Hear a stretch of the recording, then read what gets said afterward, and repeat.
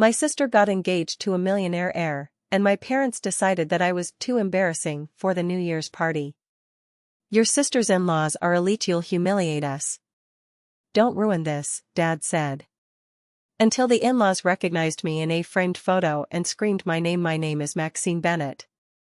I am 32 years old, and a few weeks ago, I heard my own father say I was too embarrassing to be seen with my sister's new in-laws.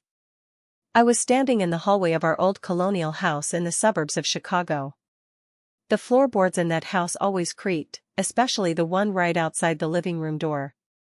I knew exactly where to stand to avoid making a sound. I was gripping a mug of lukewarm black coffee. It was early, barely 7 in the morning, and the winter light was just starting to filter through the heavy drapes my mother insisted on keeping closed to protect the upholstery. His voice cut through the quiet morning air. I froze. I knew that tone. It was the manager Bertram voice. The voice my father used when he was trying to close a real estate deal or discipline a subordinate who had stepped out of line. Except he was not talking to an employee. He was talking about his youngest daughter. Me. Your sister's in-laws are elite. You will humiliate us. Do you understand, Maxine? Do not ruin this. He said it like I was a problem to be managed. A stubborn stain on the expensive living room carpet that he could not quite scrub out before company arrived. My older sister, Cordelia, had just gotten engaged. Cordelia was a high-powered corporate lawyer. She had just landed a massive promotion at her firm, handling high-profile corporate mergers and incredibly messy custody battles for wealthy clients. She was the golden child. And she had just secured the ultimate prize. She was engaged to Vance Vale, a millionaire heir to the Vale family fortune. The Valles were the kind of people you see in glossy financial magazines. The kind of people whose names are plastered on the side of hospital wings and university libraries. They were old money. And suddenly, my messy, data-nerd life was a severe threat to my family's shiny new image. My mother, Delphine, was pacing the living room floor. I could hear the sharp click-clack of her slippers on the hardwood. She always paced when money or status was involved. Bertram, you have to be firm with her, my mother whispered. Her voice was not malicious, which somehow made it significantly worse. It was dripping with pity. You know how Maxine is. She will start talking about algorithms or interest rates or data sets. She does not understand the social cues. The Valles are old money. They are sophisticated. I know, Delphine, my dad replied. I could almost hear him rubbing his temples in frustration. Cordelia has worked too hard for this. She is about to marry into a dynasty. We cannot let Maxine's situation drag her down. Think about the inheritance alone, Delphine. Cordelia is set for life. We are all set. This is about the future. Situation.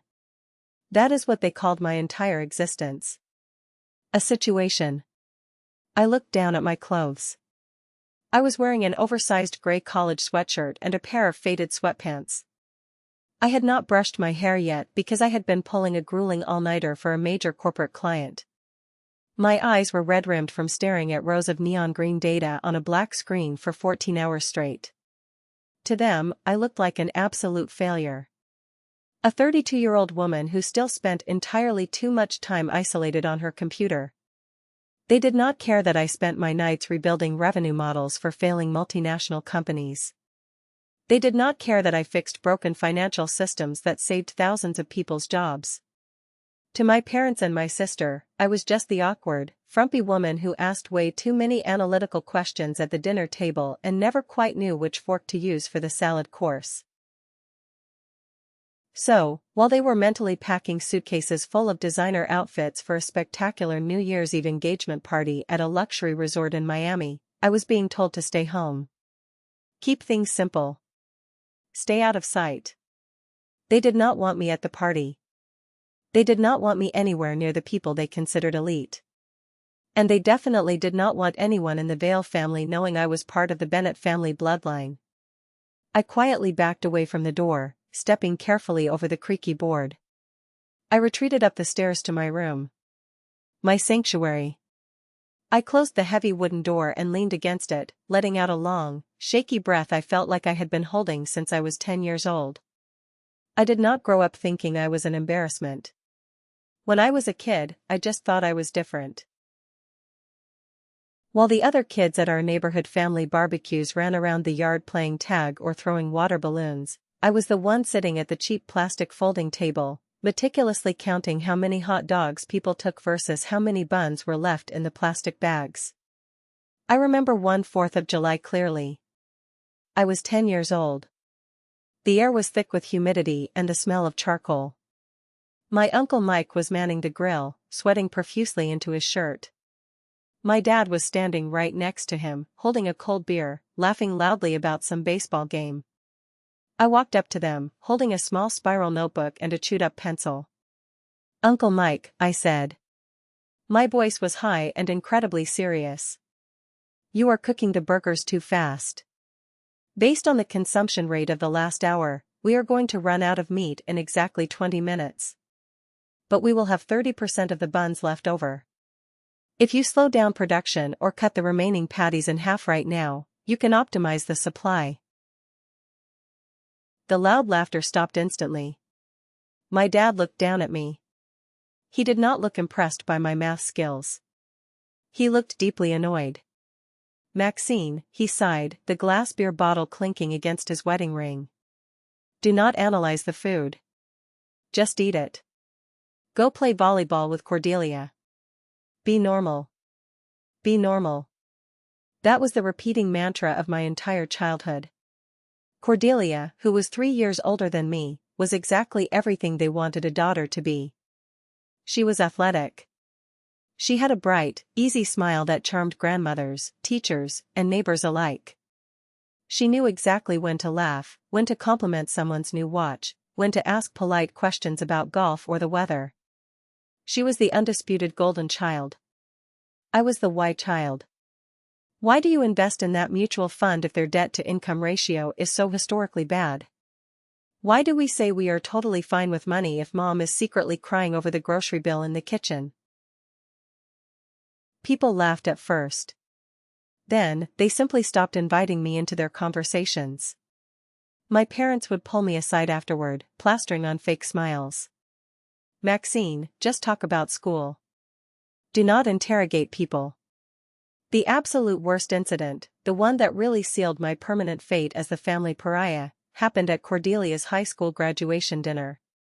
We were at a very nice, very expensive Italian restaurant downtown. The air smelled of roasted garlic, rich tomato sauce, and expensive wine. Cordelia was beaming at the head of the table, still wearing her shiny graduation gown, completely surrounded by doting relatives and family friends. I was 14. I was sitting quietly next to a distant cousin, staring intently at the leather-bound menu. I was not looking at the food options. I was looking at the exorbitant prices versus the estimated portion sizes. When the waiter came over, a young guy in a crisp white shirt, I started asking him about the restaurant's tip pooling structure. I wanted to know whether the restaurant paid a fair living wage or if they relied entirely on the federal minimum for tipped workers. I was genuinely curious. I wanted to understand the microeconomics of the local service industry. But I was clumsy. In my desperate excitement to show the waiter a rapid calculation I had just done on a white cloth napkin, I moved my arm too fast. I knocked over a large silver tray he was holding. A massive bowl of hot marinara sauce went flying through the air. It felt like it happened in slow motion. It did not hit the floor. It hit the pristine, expensive white linen dress of Mrs. Henderson, the wife of my dad's very strict boss. The silence that followed was completely deafening. The vibrant red sauce dripped down her expensive skirt like a fresh crime scene. My mother's face turned the exact color of the sauce. My dad did not say a word. He just grabbed my upper arm. Hard. He marched me straight out the front door and into the dark parking lot, while Cordelia stayed behind, apologizing profusely to the entire table, effortlessly charming everyone back into a good mood. Outside, under the flickering yellow street lamp, the night air was chilly. My dad spun me around. He hissed at me, his face inches from mine. "This is exactly what I mean, Maxine. You do not belong in these settings. You have no social grace whatsoever. You are a liability." A liability. That word stuck to my ribs. In accounting, a liability is a debt. It is something you owe. It is something that actively drags down your overall net worth. After that terrible night, I completely stopped trying to fit into their mold. If I was a liability in their superficial social world, I decided I would become an undeniable asset in my own. I buried myself entirely in numbers. In high school, while Cordelia was going to prom, buying expensive dresses, and captaining the debate team, I was alone in my bedroom, teaching myself advanced coding and statistical data analysis. Dad had drained my college fund years ago to pay for Cordelia's expensive law school prep courses and her shiny first car. He told me it was an investment in the family's future, and that I could just take out student loans or go to a community college. In college, while other people were rushing sororities and going to football games, I was running complex A/B tests on website layouts for local small businesses that could not afford a real marketing agency. I realized something incredibly powerful during those lonely years. Data does not care if you are socially awkward. Data does not care if you have a marinara stain on your shirt. Data does not care about your social grace. Data only cares about the absolute truth. By the time I was 25, I had officially started my own consulting firm, Bennett Analytics, straight from my cramped, messy apartment bedroom. It was not much at first. Just me, a massive pot of cheap coffee, and a glowing laptop screen. But I had a rare, natural knack for seeing clear patterns where everyone else only saw total chaos. Hotels and massive corporate resorts started coming to me quietly. They all had a very common, very expensive problem: huge operating overhead, wildly fluctuating seasonal demand, and rapidly bleeding revenue. I would sit in my tiny apartment, wearing my oversized college hoodie, staring at line charts at 3 in the morning. I would tweak pricing structures and digital ad strategies until the red lines finally turned upward into the green. But back home at my parents' house, absolutely none of that mattered.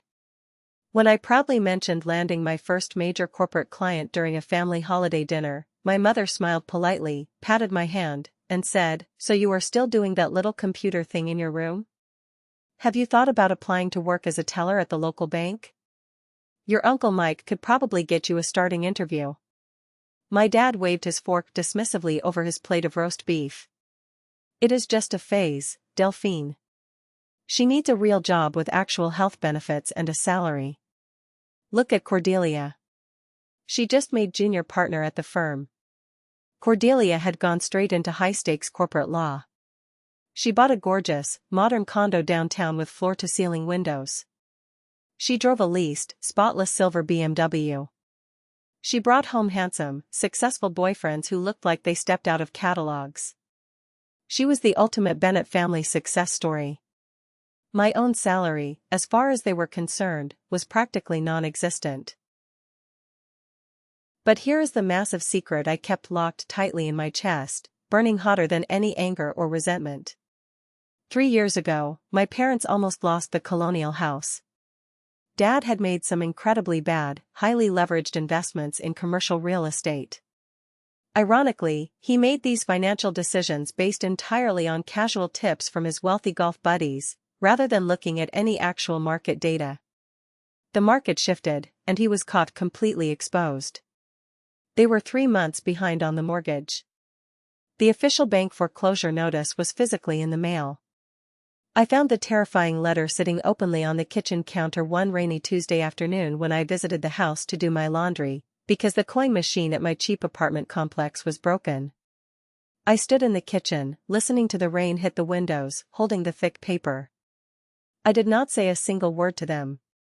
I put the letter exactly back where I found it. I packed up my laundry, drove straight back to my apartment, logged into my secure business banking account, and immediately set up an anonymous shell company called Heritage Trust. I contacted their specific mortgage lender directly. I paid off the entire massive arrears balance in one lump sum. Then, I set up a permanent, automated monthly bank transfer that would silently cover 60% of their heavy mortgage payments indefinitely. I had the bank's legal department send my parents a formal, confusing letter stating the payments were part of an anonymous administrative adjustment from a long-lost distant relative's complex estate settlement. A fortunate clerical error firmly in their favor. It was a ridiculous, almost unbelievable story. But my parents were so deeply financially desperate, and so unwilling to admit their failure, that they swallowed the lie completely. I vividly remember sitting at the long oak dining table for Sunday dinner the week after the bank letter arrived. My mother was openly crying tears of sheer joy, dabbing her eyes with a cloth napkin. "It is an absolute miracle," she sobbed, holding my dad's hand. "God was watching over us, Bertram. He really was." "Or maybe," my dad said, puffing out his chest and taking a long sip of his expensive wine, "it is just good karma. I have always been a very good, honest man. Good things naturally happen to good people." Cordelia raised her crystal glass to the center of the table. "To the Bennett family luck," she smiled perfectly. I sat there at the end of the table, slowly eating my cold mashed potatoes, saying absolutely nothing. I had saved their family home. I was literally paying for the heavy roof over their heads every single month. And they were sitting there, happily toasting to sheer luck and their own supposed goodness. I looked at my dad, at the profound relief washing over his aging face, and I felt a very strange, heavy mix of genuine love and toxic resentment. I wanted to stand up and scream at them. I wanted to yell, "It was me. The embarrassment. The liability. I am the one who saved you." But I did not. Because I knew, deep down in my bones, that if I told them the truth, they would be deeply, fundamentally ashamed. Or worse, they would flat out refuse to believe me. They would demand to know whose identity I stole to get that kind of money. They could never accept being rescued by the family failure. So, I let the fictional heritage trust be their glorious hero, and I remained the silent, invisible ghost haunting the edges of their perfect lives. I truly thought I could go on living exactly like that forever.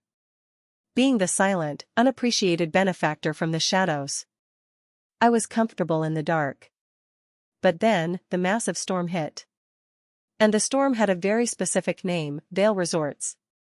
The catastrophic collision of my two completely separate worlds began with a sharp, loud notification sound at exactly 3:14 in the morning on a freezing Tuesday in November. I was sitting in my dark apartment, bundled in a thick blanket, half asleep over a massive spreadsheet comparing international currency fluctuations. An urgent email popped up on my secondary monitor. The subject line was stark, written in all caps, "Urgent. Massive luxury resort chain in critical condition. Can you help?" It was from my closest professional friend, a brilliant guy named Jude.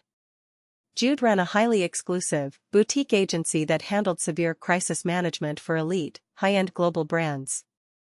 He was one of the only people on Earth who actually knew the true, massive scale of my analytics business. "Max," the text below read. "I have a desperate client. They are actively bleeding out. Their legacy booking system is a total disaster. Their digital marketing is targeting the completely wrong global demographic, and they are burning through cash reserves faster than they can print it. They do not need a consultant. They need a miracle. They need you." I rubbed my tired, burning eyes, took a sip of cold coffee, and typed back, "Who is the client, Jude?" 30 seconds later, the reply flashed on the screen. "Vail Resorts." I froze. My fingers hovered over the mechanical keyboard. Vail Resorts. I knew that name perfectly. Everyone in the country knew that name. They were a historic legacy brand. The absolute epitome of old money luxury. They owned stunning properties in Miami, Aspen, the Swiss Alps. They were the exact kind of breathtaking places my parents drooled over in expensive travel brochures but could never, ever afford to actually visit. And now, Cordelia was engaged to the heir of that exact empire. I stared at the glowing white letters on the screen for a full minute. The irony was so thick it was hard to breathe. "Send me the raw data," I finally wrote back. Over the next 48 hours, I did not sleep a single wink. I ordered cheap Chinese takeout, locked my apartment door, and dove headfirst into the massive, tangled mess of their corporate systems. It was significantly worse than Jude had described. It was a total, unmitigated financial catastrophe. The Vail Corporation was relying entirely on their historic reputation and old money prestige, while their actual digital infrastructure completely crumbled beneath them. Their pricing model was rigidly static in a wildly dynamic, aggressive modern market. Even worse, their main booking website was quietly losing 60% of all potential international guests right at the final checkout page because of a deeply buried coding glitch in the mobile interface that no one had bothered to audit. I systematically built a ruthless, aggressive rescue plan.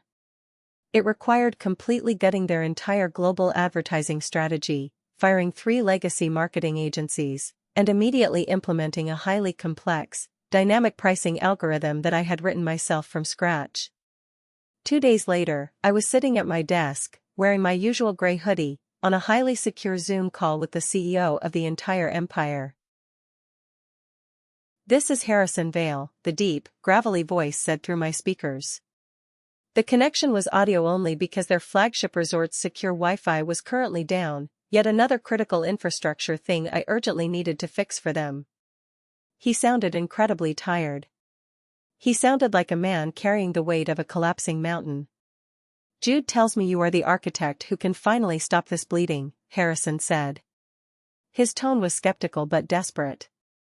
"I can," I said, keeping my voice very low, calm, and perfectly steady. "But you have to trust my numbers implicitly. The data is going to look incredibly ugly before it looks beautiful. You are going to see massive initial drops in certain legacy metrics." "I do not care about pretty," Harrison Vail said, his voice hardening. "I care about sheer survival. My grandfather built this company with his bare hands. I will not be the one to bury it because of a bad mobile app. You have full clearance. Do whatever it takes." I liked him immediately. He was shockingly direct. He was not at all like the pompous, fake rich guys my dad constantly tried to impress at the country club. He was a practical man with his back against a very hard wall. "Consider it done, Mr. Vail," I said. For the next 3 grueling months, I completely lived and breathed Vail Resorts. I became a highly efficient, invisible ghost in their corporate machine. I aggressively rerouted millions of dollars in their quarterly budget. I fixed the catastrophic user experience on the checkout portals. I shifted their marketing away from aging retirees and heavily targeted the bleisure travelers, wealthy business people who extend corporate trips for leisure, which was a massive, lucrative market segment their old marketing team had completely ignored. One of the failing resorts was popular for post-divorce getaway packages, but their marketing was completely wrong, treating it like a honeymoon spot.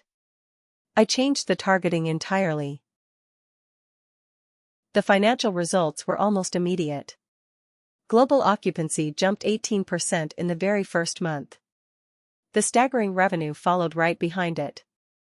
I was feeling incredibly good. I was feeling powerful, sitting in my messy apartment, quietly pulling the strings of a global empire. Then, the universe decided to play its cruelest, most spectacular joke on me. I drove over to my parents' house for our mandatory Sunday family dinner. I walked through the front door, fully expecting the usual exhausting lecture from my mother about my messy hair, or my dad's disappointed sighs about my total lack of a real corporate career. Instead, I walked into the dining room and saw 3 expensive bottles of champagne chilling on the antique table. Cordelia was standing right in the middle of the living room. She was wearing a stunning, tailored navy designer dress, holding a delicate crystal glass of Dom Perignon. My mother was openly weeping, dabbing her mascara with a tissue. My dad was beaming so widely he looked like he had just won the state lottery. "Maxine! You are late." Dad boomed across the room. He was actually smiling at me, which meant something monumentally big had just happened. Come in, come in. Your sister has incredible news. I slowly took off my damp coat. I saw my mother subtly wince at the faded graphic t-shirt I was wearing underneath, but she quickly recovered her fake smile. I walked over to the edge of the rug. What is going on? I asked cautiously. Cordelia stepped forward, that easy, highly practiced courtroom smile plastered flawlessly on her perfect face. She held up her left hand. A diamond the size of a marble caught the chandelier light and practically blinded me. I did it, Max, Cordelia practically squealed. Vance proposed. And of course, I said yes. That is great, Cordelia, I said genuinely, trying to muster enthusiasm. Congratulations. Who is Vance? Cordelia had been casually dating a long string of wealthy, successful men for years, but she rarely brought them around the house unless they met our father's strict approval. I hadn't met this current one.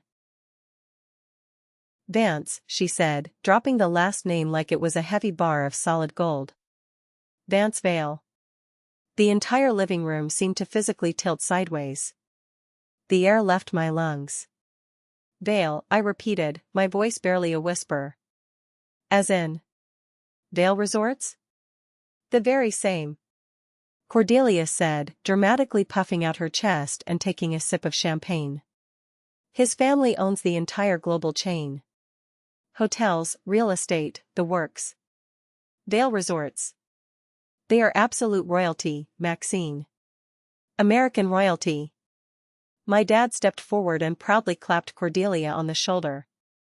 Can you even believe it? My daughter, marrying a Vale. We are going to be set for the rest of our lives. The connections we will make, this is the absolute big leagues. My mother fluttered around the room, already mentally redecorating the house to host billionaires. We have to make a perfectly flawless impression. Oh, Cordelia, is the ring heavy? It is magnificent. It is perfect, Cordelia preened, admiring her hand. Harrison, that is Vance's father, the CEO of the whole corporation, he absolutely adores me. We played golf together just last week at his private club. He specifically told me he desperately needs a sharp legal mind in the family.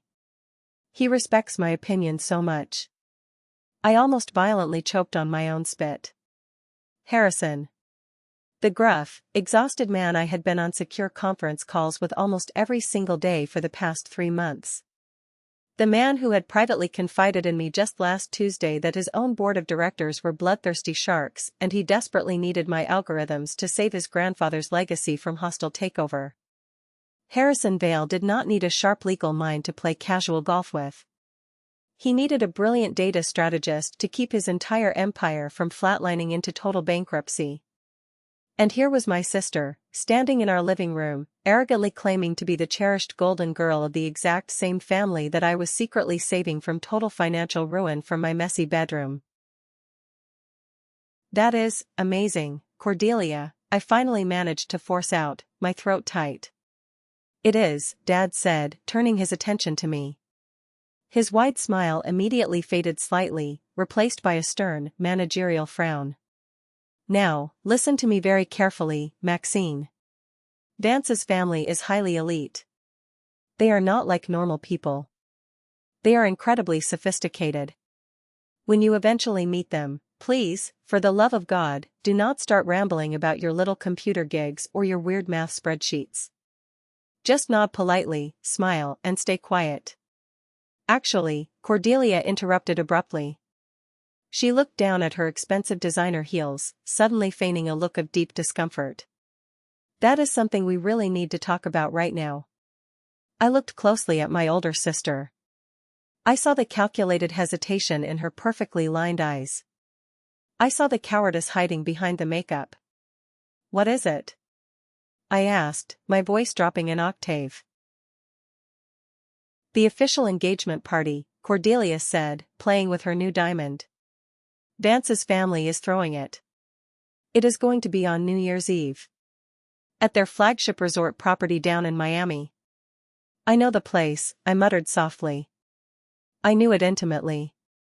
I knew its exact average daily room rate. I knew its seasonal occupancy trends down to the decimal. I even knew that the industrial HVAC system on the entire fourth floor urgently needed preventative maintenance before the summer rush. Right, Cordelia said slowly. Well, it is going to be a very, very high-profile event. We are talking state senators, massive Wall Street investors, the entire corporate board of directors. She paused, took a deep breath, and pushed the knife in. Dad and Mom and I, we talked about it. And we think maybe it is best if you do not come to the main gala. The room went dead silent. There it was. The blade, finally sliding right between my ribs. You do not want me to come? I asked. My voice was completely flat. Devoid of any emotion.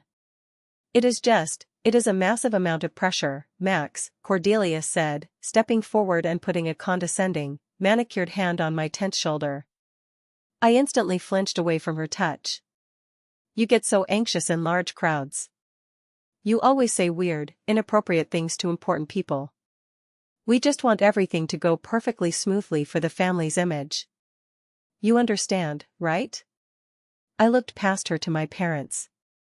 My mother was intensely studying the intricate pattern on the living room rug, refusing to meet my eyes. My father was glaring directly at me, his jaw set, daring me to start an argument. We will absolutely have a separate, small family dinner just for us later, Mom offered weakly, her voice trembling slightly. Just us. Without all the elite people around to make you nervous. I looked back at Cordelia. My perfect sister. The brilliant lawyer.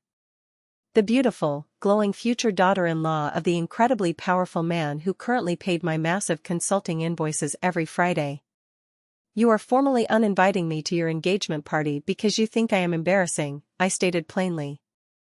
It was not a question. It is highly strategic, Max, Cordelia said smoothly, slipping right back into her lawyer persona. Please do not take it personally. It is just optics. Strategic? I let out a harsh, dry laugh that sounded like cracking glass. You really want to talk about high-level strategy with me, Cordelia? Do not start, Maxine, Dad warned, taking a threatening step forward. His voice was a low growl. Do not ruin this glorious night for your sister. You will stay home on New Year's Eve. You will not humiliate us in front of the valets. That is the end of the discussion. I looked at the three of them. I really, truly looked at them. I saw the desperate, pathetic fear in their eyes. The deep, agonizing need to belong to a wealthy social class that absolutely did not care if they lived or died. Fine, I said softly. I will not come. I turned around, grabbed my damp coat off the chair, and walked straight out the front door into the freezing rain. As I sat in the driver's seat of my old, beat-up sedan, my phone forcefully buzzed in my pocket. I pulled it out. It was a high-priority email directly from Harrison Vale. The subject line read, "Year-end performance and a highly personal favor." I did not open it. Not yet. I drove the 40 minutes back to my apartment in complete silence. The rain pounded violently against the windshield. When I finally walked into my dark living room, I sat down in my ergonomic office chair. The stark blue light of the dual monitors illuminated my wet face. I clicked open the email. Dear Maxine, the final Q4 numbers are officially in. We did not just survive this terrible quarter. We absolutely crushed it.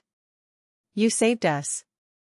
I honestly do not know how you did it, but you turned this massive ship completely around just before we hit the rocks. We are hosting a massive, highly publicized gala on New Year's Eve at the Miami property to officially celebrate the corporate turnaround and announce the bright future of the Vale brand to the shareholders. I want you there. Not hiding in the shadows as a vendor. I want you there as my personal guest of honor. I want the entire board of directors to finally meet the brilliant architect of our success face to face. Please say yes. I will send a private car and a plane. Best regards, Harrison. I sat frozen, staring at the glowing screen. My own sister had just cruelly uninvited me from her engagement party because I was a pathetic liability to her social climbing. Her future father-in-law was begging me to attend the exact same party because I was the sole savior of his entire family legacy. A very slow, incredibly cold smile spread across my face in the dark room. "Okay, Harrison," I whispered to the empty apartment. "I will be there." The grueling week leading up to New Year's Eve was a fascinating study in sharp contrasts. My family was operating in a chaotic frenzy of severe social anxiety and intense vanity. My mother called me 3 separate times just to check in. I knew exactly what she was doing. It was her thinly veiled code for making absolutely sure I was not secretly planning to crash the high society party and ruin Cordelia's perfect night. "We really just want you to be completely comfortable at home, Max," she said during the third call, her voice high-pitched and incredibly tight with stress. "You know how much you absolutely hate loud music and fancy crowds. We are really doing this for your own good. To protect you." "I know, Mom," I said calmly. I was sitting at my desk, rapidly typing away on my secondary screen, finalizing the highly sensitive Q1 financial projections for the entire Vail Resorts holding company. "I am going to be very, very comfortable here." Good, she sighed in massive relief. "Oh, your father bought a brand new tuxedo." "Well, he finally agreed to rent a very expensive one, but it truly looks like $1,000,000.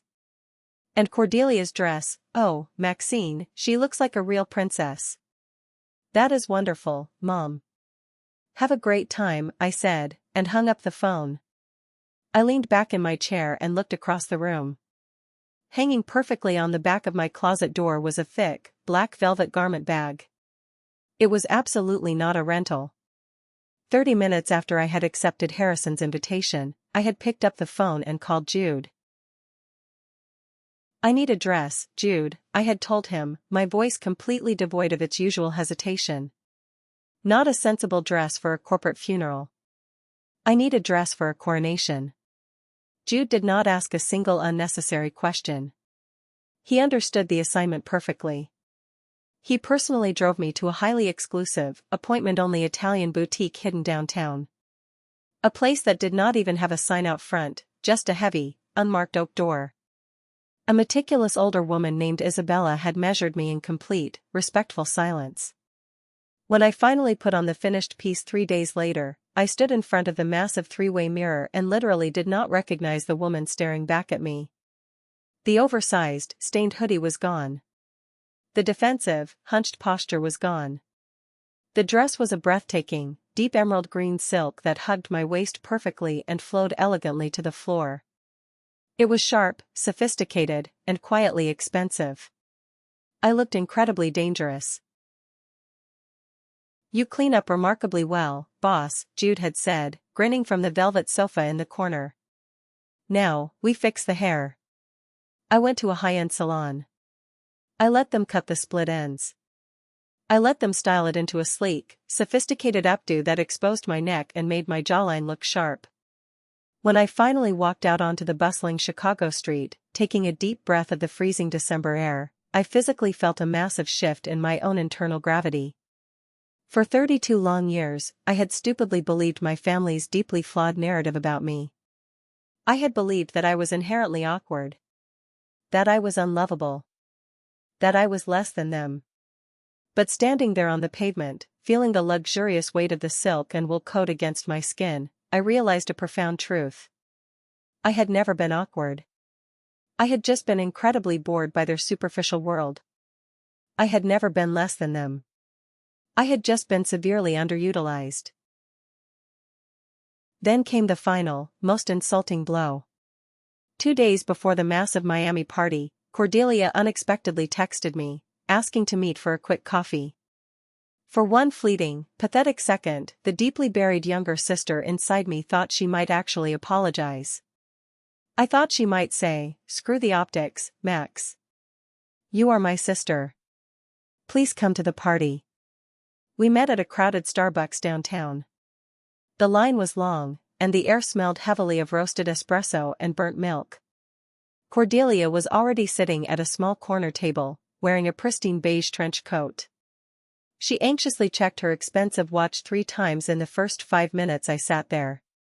"Look, Max," she started, casually swirling her iced oat milk latte with a green straw. "I really just wanted to meet up to make sure you were completely okay with everything. Vance's parents, they are incredibly intense people. Harrison Vale is a terrifying, ruthless guy. He literally eats corporate lawyers for breakfast. I am honestly just trying to protect you from that highly toxic environment."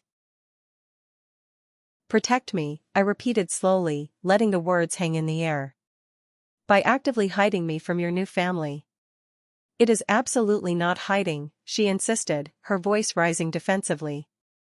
She leaned in closer, dropping her voice.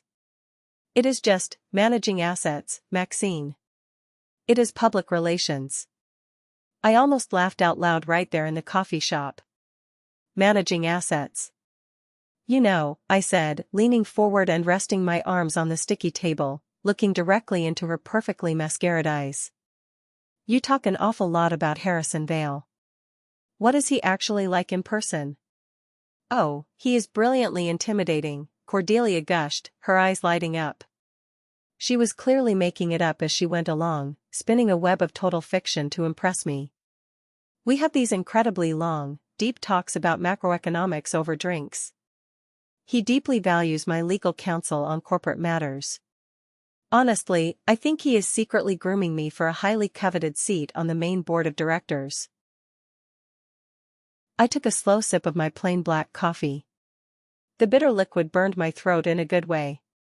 I knew for an absolute fact that Harrison Vale thought Cordelia was a pleasant enough girl but a total intellectual lightweight.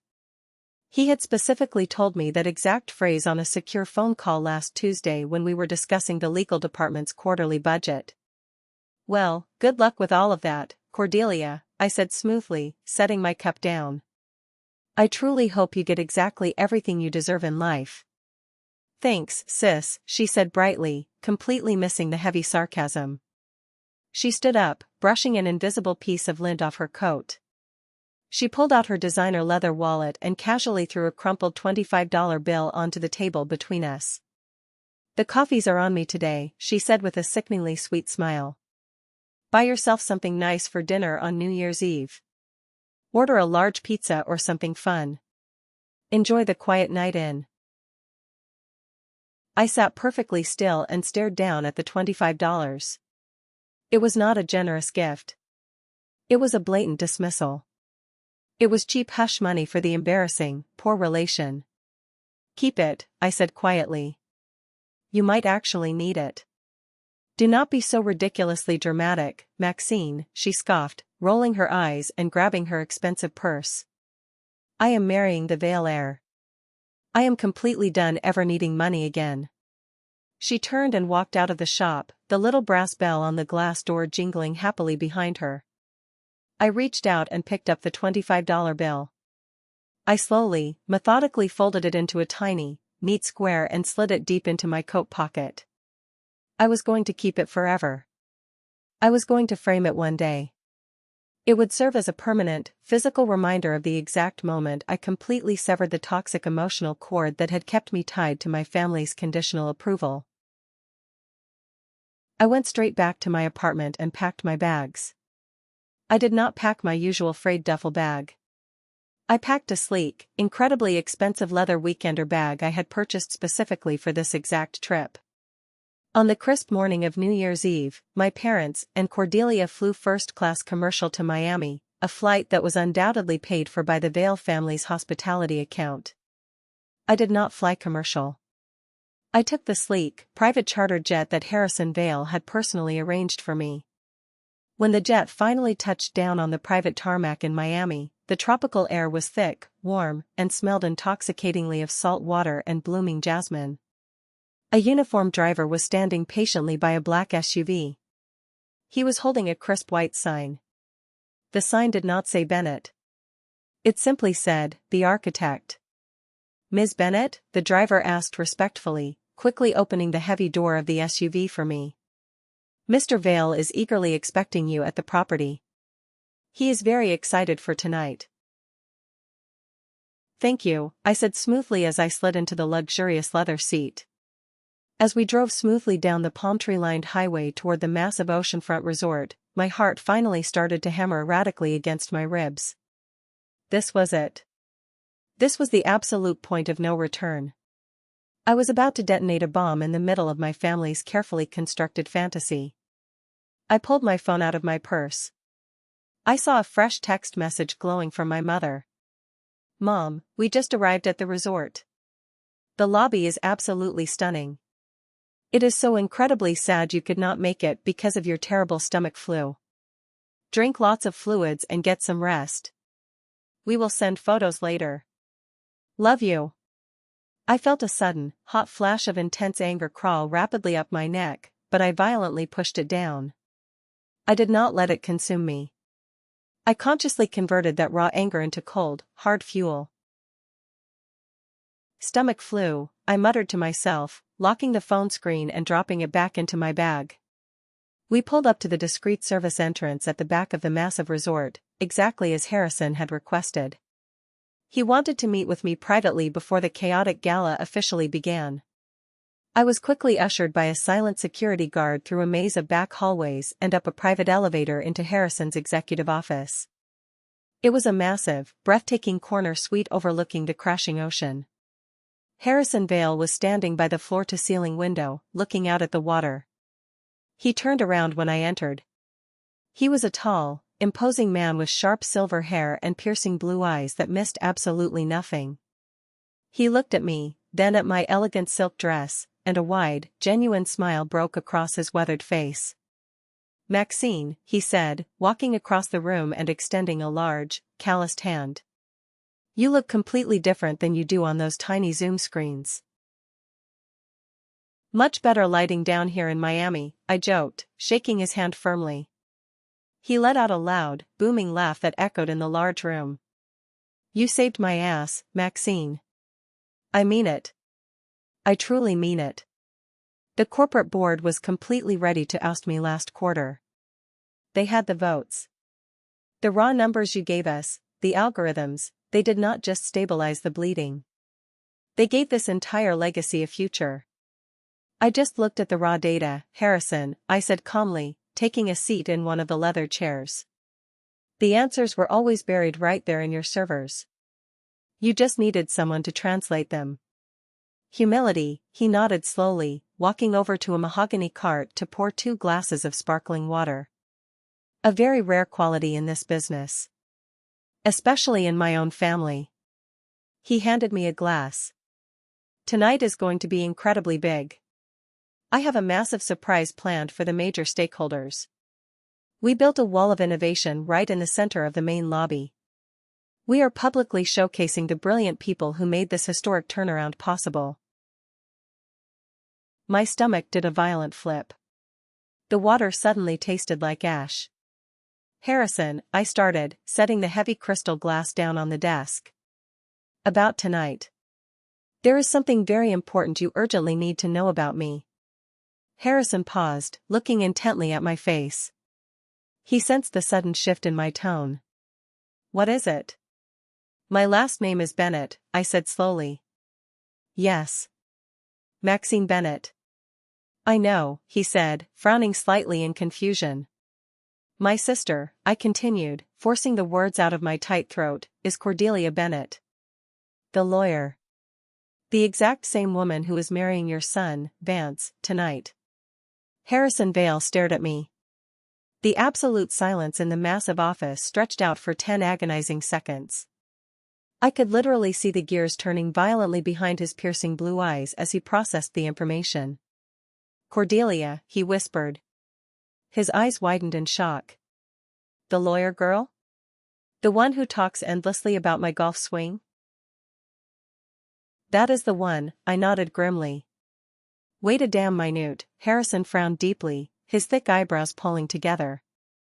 Cordelia specifically told Vance, and me, that her younger sister was unwell. That she had severe mental struggles. She made it heavily sound like you were completely incapable of functioning in society. She said you could not handle the sensory overload of a party like this. She thinks I am incapable, I said, my voice finally cracking just a fraction.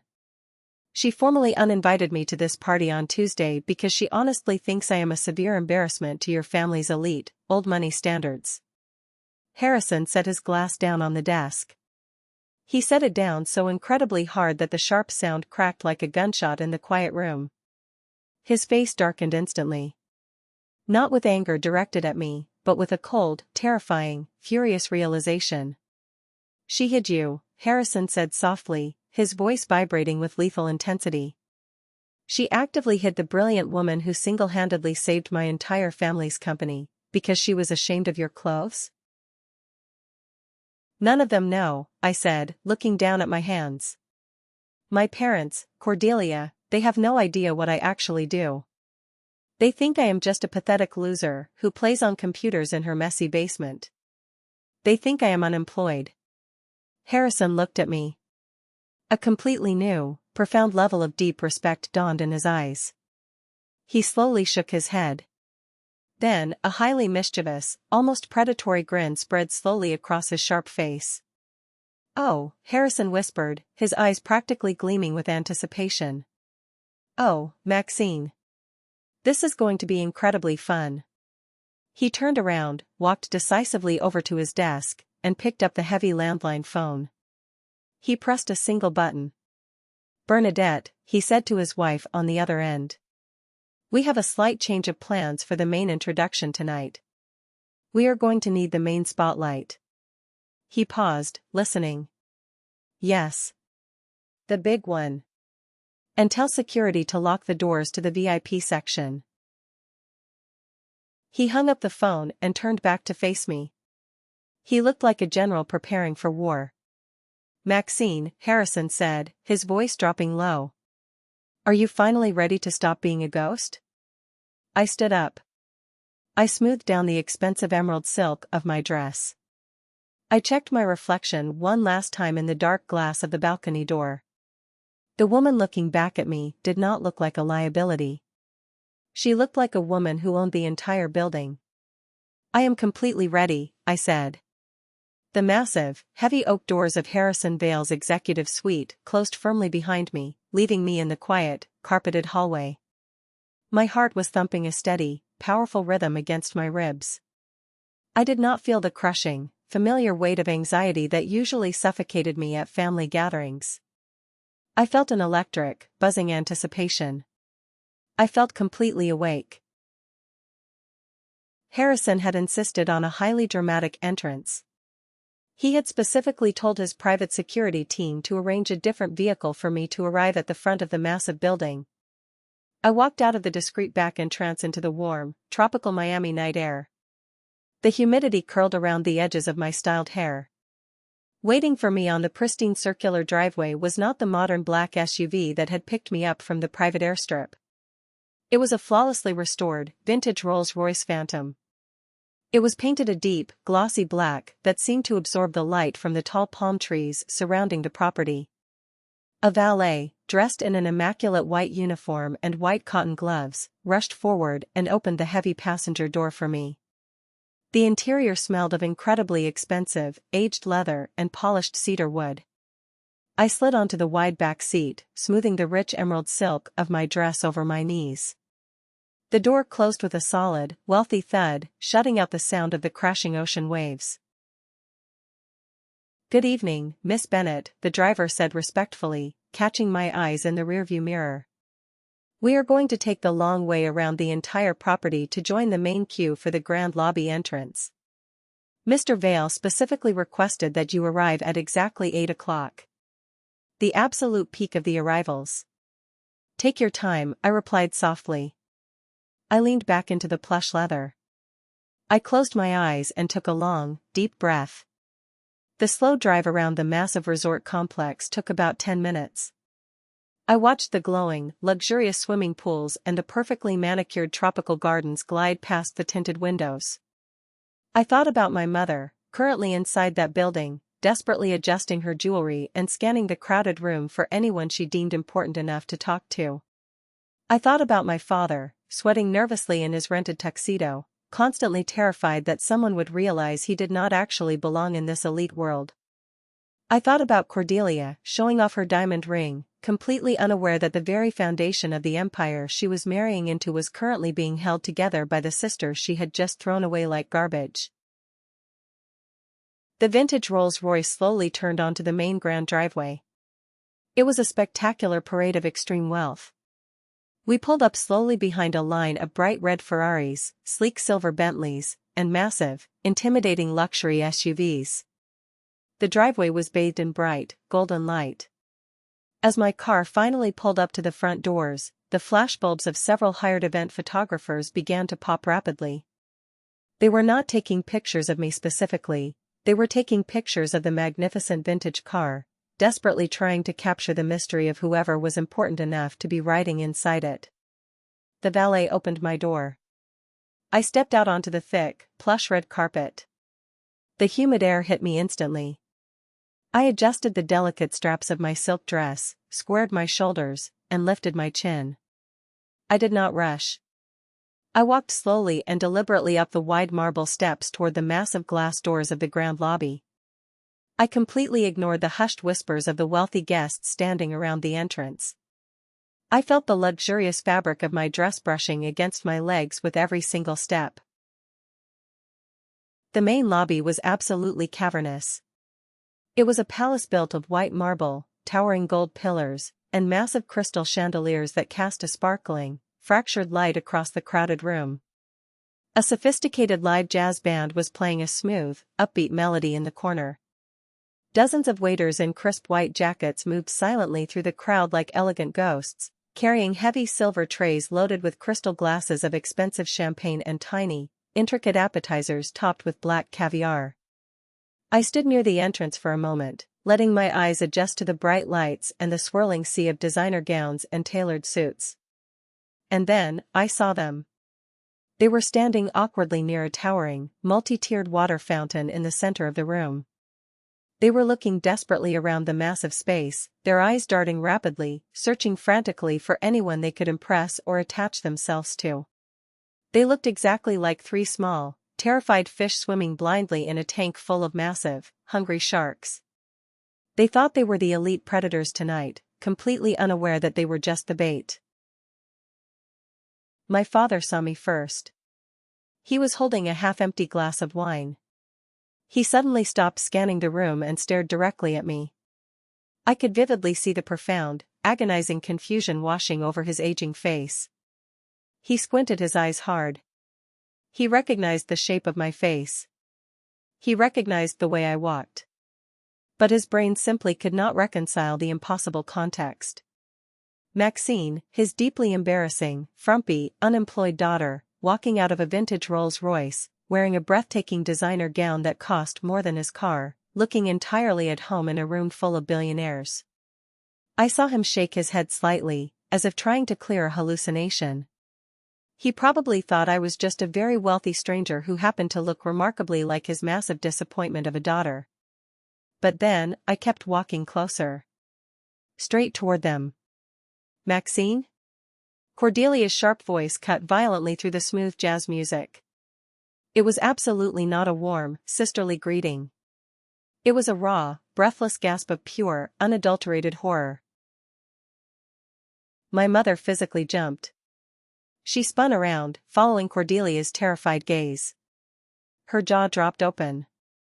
She desperately grabbed my father's arm, her perfectly manicured nails digging deep into the dark fabric of his rented tuxedo jacket. "Oh my dear God," my mother whispered, her voice trembling violently. "She actually came. She is going to completely ruin everything." I stopped walking. I stood exactly 3 feet in front of them. "Good evening, everyone," I said calmly. My voice was steady, resonant, and completely devoid of any fear. "What in the absolute hell are you doing here?" Cordelia hissed viciously, quickly stepping directly into my personal space. Her face had gone completely pale beneath her expensive makeup. She looked around frantically to see if anyone was watching us. "I explicitly told you that you were not invited. Where is the event security? I need to find security right now." Keep your voice down, Cordelia, I said. My tone was low, but it was as hard and cold as solid steel. You are the one making an embarrassing public scene right now. Not me. You need to leave this building immediately, my dad growled, taking a highly aggressive step forward to stand right beside Cordelia. The angry, red-faced manager voice was back, shaking with suppressed rage. Now. Before anyone important sees you here. You ungrateful, entirely selfish little, excuse me, Mr. Bennett, a highly polished voice suddenly interrupted him. It was a senior event concierge. He was wearing an immaculate dark suit and holding a thick leather clipboard. He completely ignored my father's angry red face. He was looking directly and respectfully at me. Miss Maxine Bennett, the concierge asked politely, offering a slight bow of his head. Mr. Harrison Vale is completely ready for the main presentation. He specifically requested that you be escorted to the primary VIP area directly near the main stage. If you would please follow me? My father's mouth fell open so wide I thought his jaw might physically unhinge. What? My dad stammered, staring at the concierge in total disbelief. No, there must be a massive mistake. You mean my daughter Cordelia Bennett. She is the bride-to-be. She is marrying Vance Vale. The senior concierge slowly looked my father up and down. He then glanced briefly at Cordelia, checked his leather clipboard, and looked back up with a perfectly blank, professional expression. No, sir, the concierge said smoothly, his tone dripping with polite condescension. The future bride and her immediate family are assigned to table number 47, near the back terrace doors. Miss Maxine Bennett is officially listed on the master schedule as the primary guest of honor for the entire evening. Right this way, Miss Bennett. The concierge gracefully extended his arm, gesturing toward a heavily guarded section near the front of the room, separated from the general crowd by thick, red velvet ropes and 3 massive security guards. I looked back at my family one last time. Their 3 faces were frozen into identical masks of pure, unadulterated shock. They looked like they had just been struck by a violent bolt of lightning. Guest of honor, my mother whispered to the empty air, her eyes wide and glassy. I will see you all inside, I said simply. I turned my back on them. I did not look over my shoulder. I did not wait to see their reaction. I confidently followed the senior concierge straight past the heavy velvet ropes, the security guards stepping aside respectfully to let me pass into the exclusive VIP section. I stood there alone near the front of the massive stage, holding a fresh crystal glass of sparkling water with a twist of lime. The VIP area was spacious and incredibly quiet. I turned around and looked out over the massive sea of guests. I watched with deep, quiet satisfaction as my family was aggressively herded by a junior waiter all the way to the very back of the ballroom. Table 47. It was indeed a family table, but it was absolutely not a power table. It was located right next to the swinging doors of the busy catering kitchen. I watched them sit down heavily in their chairs. They kept craning their necks, desperately trying to peer through the massive crowd, staring fixedly in my direction, whispering frantically and aggressively to each other. Suddenly, the bright crystal chandeliers overhead dimmed to a soft, golden glow. The live jazz music faded away into complete silence. A bright, solitary white spotlight violently hit the center of the massive stage. Harrison Vale walked out from behind the heavy velvet curtains. He was wearing a stunning, custom-tailored midnight blue tuxedo. He looked incredibly regal. He looked like an absolute king standing before his loyal court. The entire, chaotic ballroom went completely, respectfully silent. You could have heard a single silver pin drop on the marble floor. Welcome, everyone, Harrison's deep, gravelly voice boomed powerfully into the microphone, echoing across the massive space. Tonight, we are here to celebrate 2 very distinct, very important things. He paused, letting the heavy silence stretch. First, Harrison said, his tone perfectly polite but lacking any real warmth. We celebrate the young love between my son, Vance, and his new fiancée, Cordelia. A polite, incredibly brief smattering of golf claps rippled through the massive crowd. Cordelia awkwardly stood up from her terrible table near the kitchen doors. She offered a stiff, trembling wave to the room, her fake smile completely frozen in place, and then sat back down very quickly. She was clearly terrified. She was staring directly at me from across the room. But secondly, Harrison continued, his voice suddenly gaining massive volume and raw, emotional strength.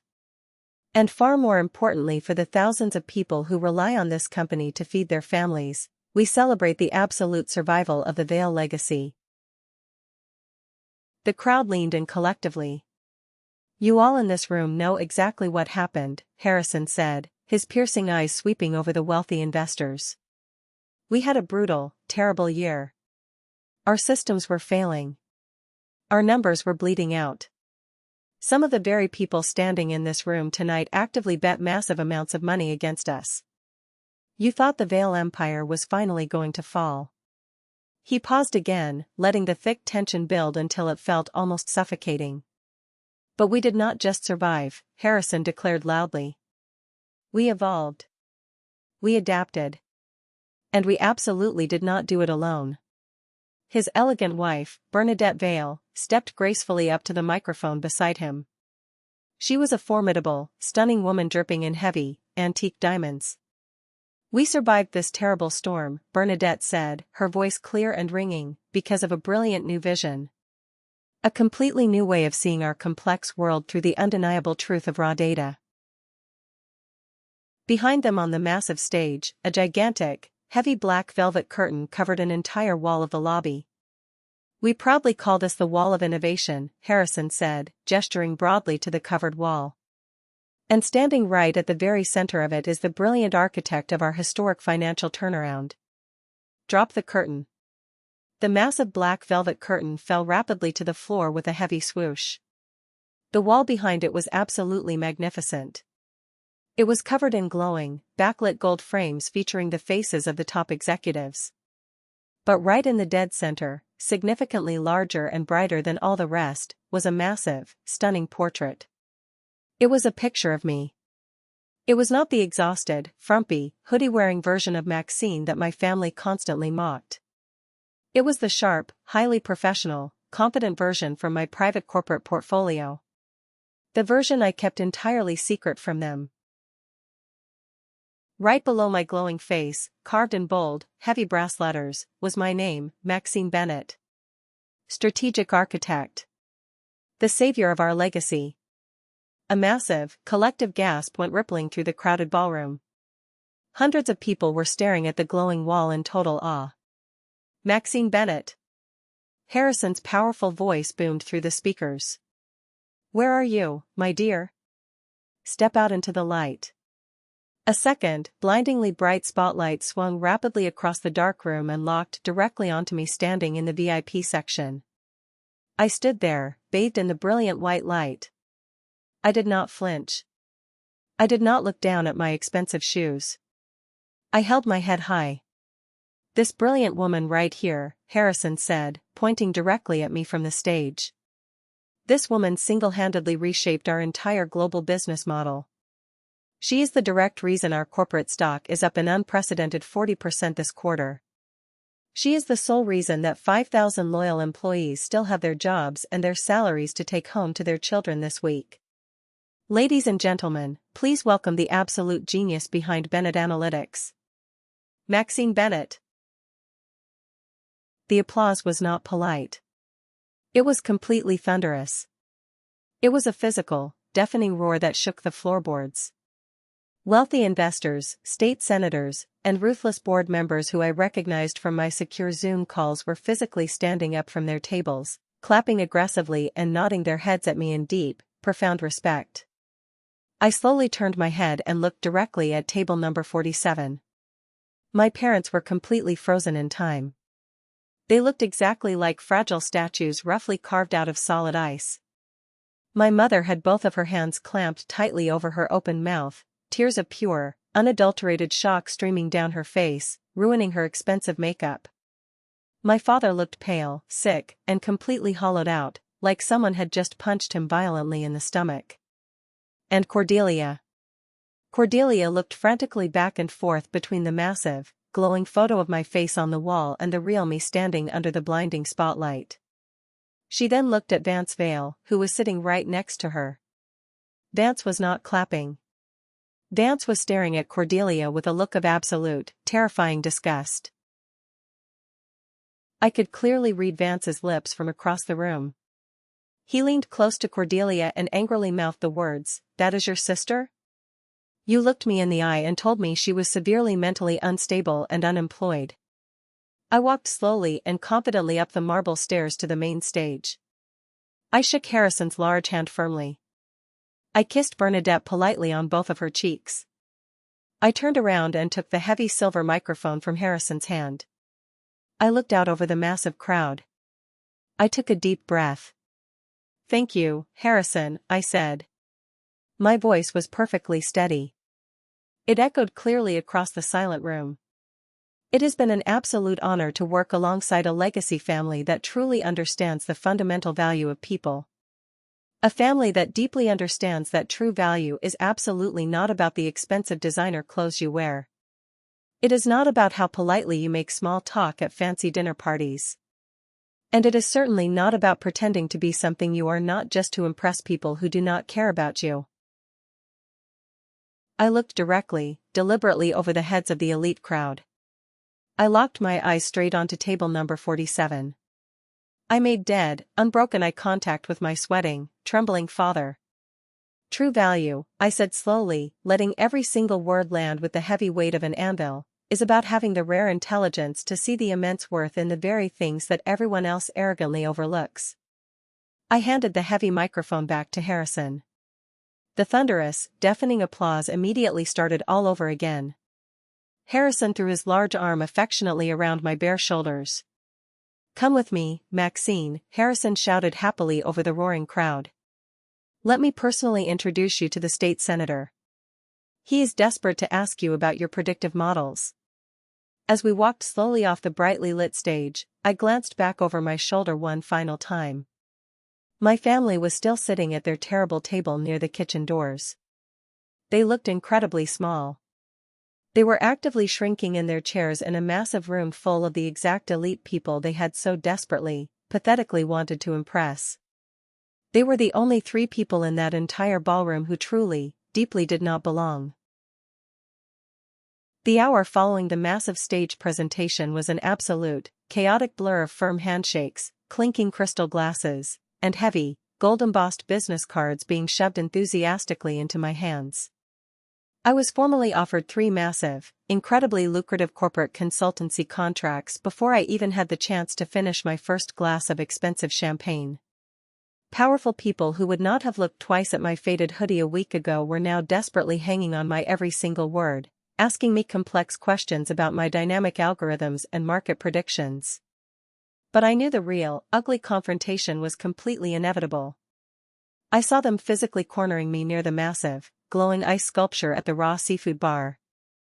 My dad aggressively led the charge, forcefully pushing his way through a group of wealthy investors. His aging face was a deeply mottled, unhealthy mix of bright red and dark purple. My mother was trailing nervously behind him, clutching her expensive purse to her chest like a physical shield, looking absolutely terrified. Cordelia was nowhere to be seen. She was probably locked in a bathroom somewhere, desperately doing damage control with Vance. "Maxine," my dad hissed. His voice was incredibly tight, vibrating violently with suppressed, frantic emotion. Harrison Vale was standing right next to me, discussing a real estate merger. He immediately saw my parents approaching. He stopped talking, stiffened his broad shoulders, and stepped slightly in front of me. "Is there a problem here?" Harrison asked, his voice dropping to a dangerous, low growl. "We urgently need to speak to our daughter in private," my dad demanded, desperately trying to summon his usual, intimidating managerial authority. But it completely failed him. He looked incredibly small and pathetic standing next to the towering CEO of the Vale Empire. Harrison did not move an inch. He slowly turned his head and looked at me, raising one thick silver eyebrow. Do you want me to have my security team physically remove them from the premises, Maxine? Say the word. It is entirely fine, Harrison, I said calmly, placing a gentle hand on his tailored sleeve. I can handle this conversation. I promise. Harrison nodded slowly. He shot my father a look of cold, terrifying disdain that could have instantly frozen a burning fire, and then stepped a few feet away to speak to a board member. But he deliberately stayed well within clear earshot, his arms crossed over his chest. You, my dad started, pointing a shaking, angry finger directly at my face. You made us look like absolute, complete fools in front of all these important people. I made you look like fools? I asked softly, taking a slow, casual sip of my sparkling water. Exactly how did I do that, Bertram? By simply existing in the same room as you? You did not tell us a single word about this, my mother suddenly hissed, stepping forward and desperately trying to grab my bare arm. I quickly stepped back, avoiding her touch. We had absolutely no idea you were secretly doing all this massive corporate work. Working directly with the Vale family. Why on earth did you not just say something to us at dinner? Would you have actually listened to a single word I said? I asked, my voice dripping with cold, hard truth. Or would you have just rolled your eyes, told me to stop playing silly games on my little computer, and demanded that I go get a real job as a bank teller? We would have properly prepared for this, my dad snapped angrily, his face turning a darker shade of purple. If we had actually known you were this critically important to the Vale Empire, we would have strategically leveraged it. We could have completely positioned Cordelia differently with Vance. We could have demanded more respect. I laughed. I honestly could not help myself. The sound was harsh and bitter. Even now, standing here in my expensive designer dress, with my glowing portrait hanging massively on the wall of fame, with billionaires begging for my time, his first and only thought was still about how he could use my success to elevate Cordelia. That is exactly it, isn't it? I said, my voice rising just enough for the surrounding people to casually eavesdrop. It is always, only about the fake, superficial image. You never actually cared about my professional success, Dad. You only care that you did not get the chance to selfishly brag to your golf buddies about it and use it for your own social climbing. You purposely humiliated your own sister tonight, my dad shouted, completely losing control, drawing the sharp, judging attention of a nearby waiter carrying a tray of drinks. Cordelia specifically told Vance and his parents that you were an unemployed loser. She told them you were severely mentally unstable to politely explain why you were not invited here tonight. And now because of your selfish stunt, she looks like a pathological liar to her new family. She is a pathological liar, I stated coldly. She lied to them because she was deeply, fundamentally ashamed of the exact sister who has been secretly bailing this family out of its own pathetic failures. How absolutely dare you speak to us like that, my dad roared. He took a sudden, highly aggressive step forward, raising his right hand as if he was going to physically grab the lapel of my silk dress or strike me. Before I could even flinch, a massive, heavy hand violently clamped down onto my father's shoulder. It was not me. It was Harrison Vale.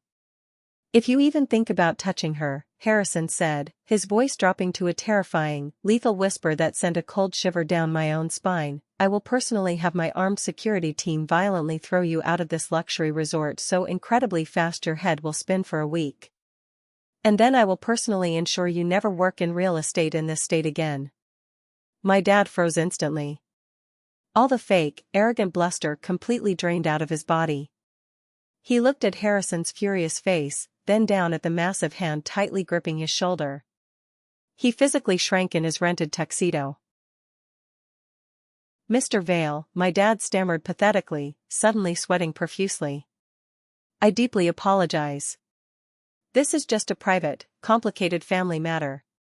We are merely discussing. I heard you clearly call this brilliant woman a loser, Harrison interrupted sharply, releasing my dad's shoulder with a rough, dismissive shove.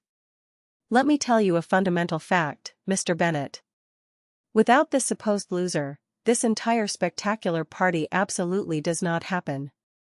This massive resort building does not stay full of paying guests.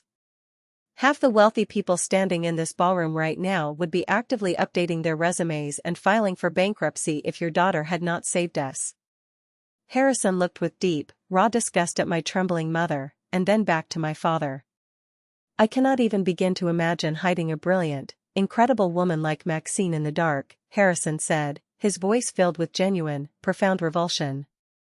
If she were my own daughter, I would have proudly shouted her name from the highest rooftops in the city. But you were pathetic enough to be ashamed of her. We just did not realize, my mother sobbed loudly, burying her face in her hands. That is your exact problem, Harrison said coldly, turning his back on them. You never bothered to actually look. At that exact moment, Cordelia finally appeared from the crowd. She looked entirely disheveled.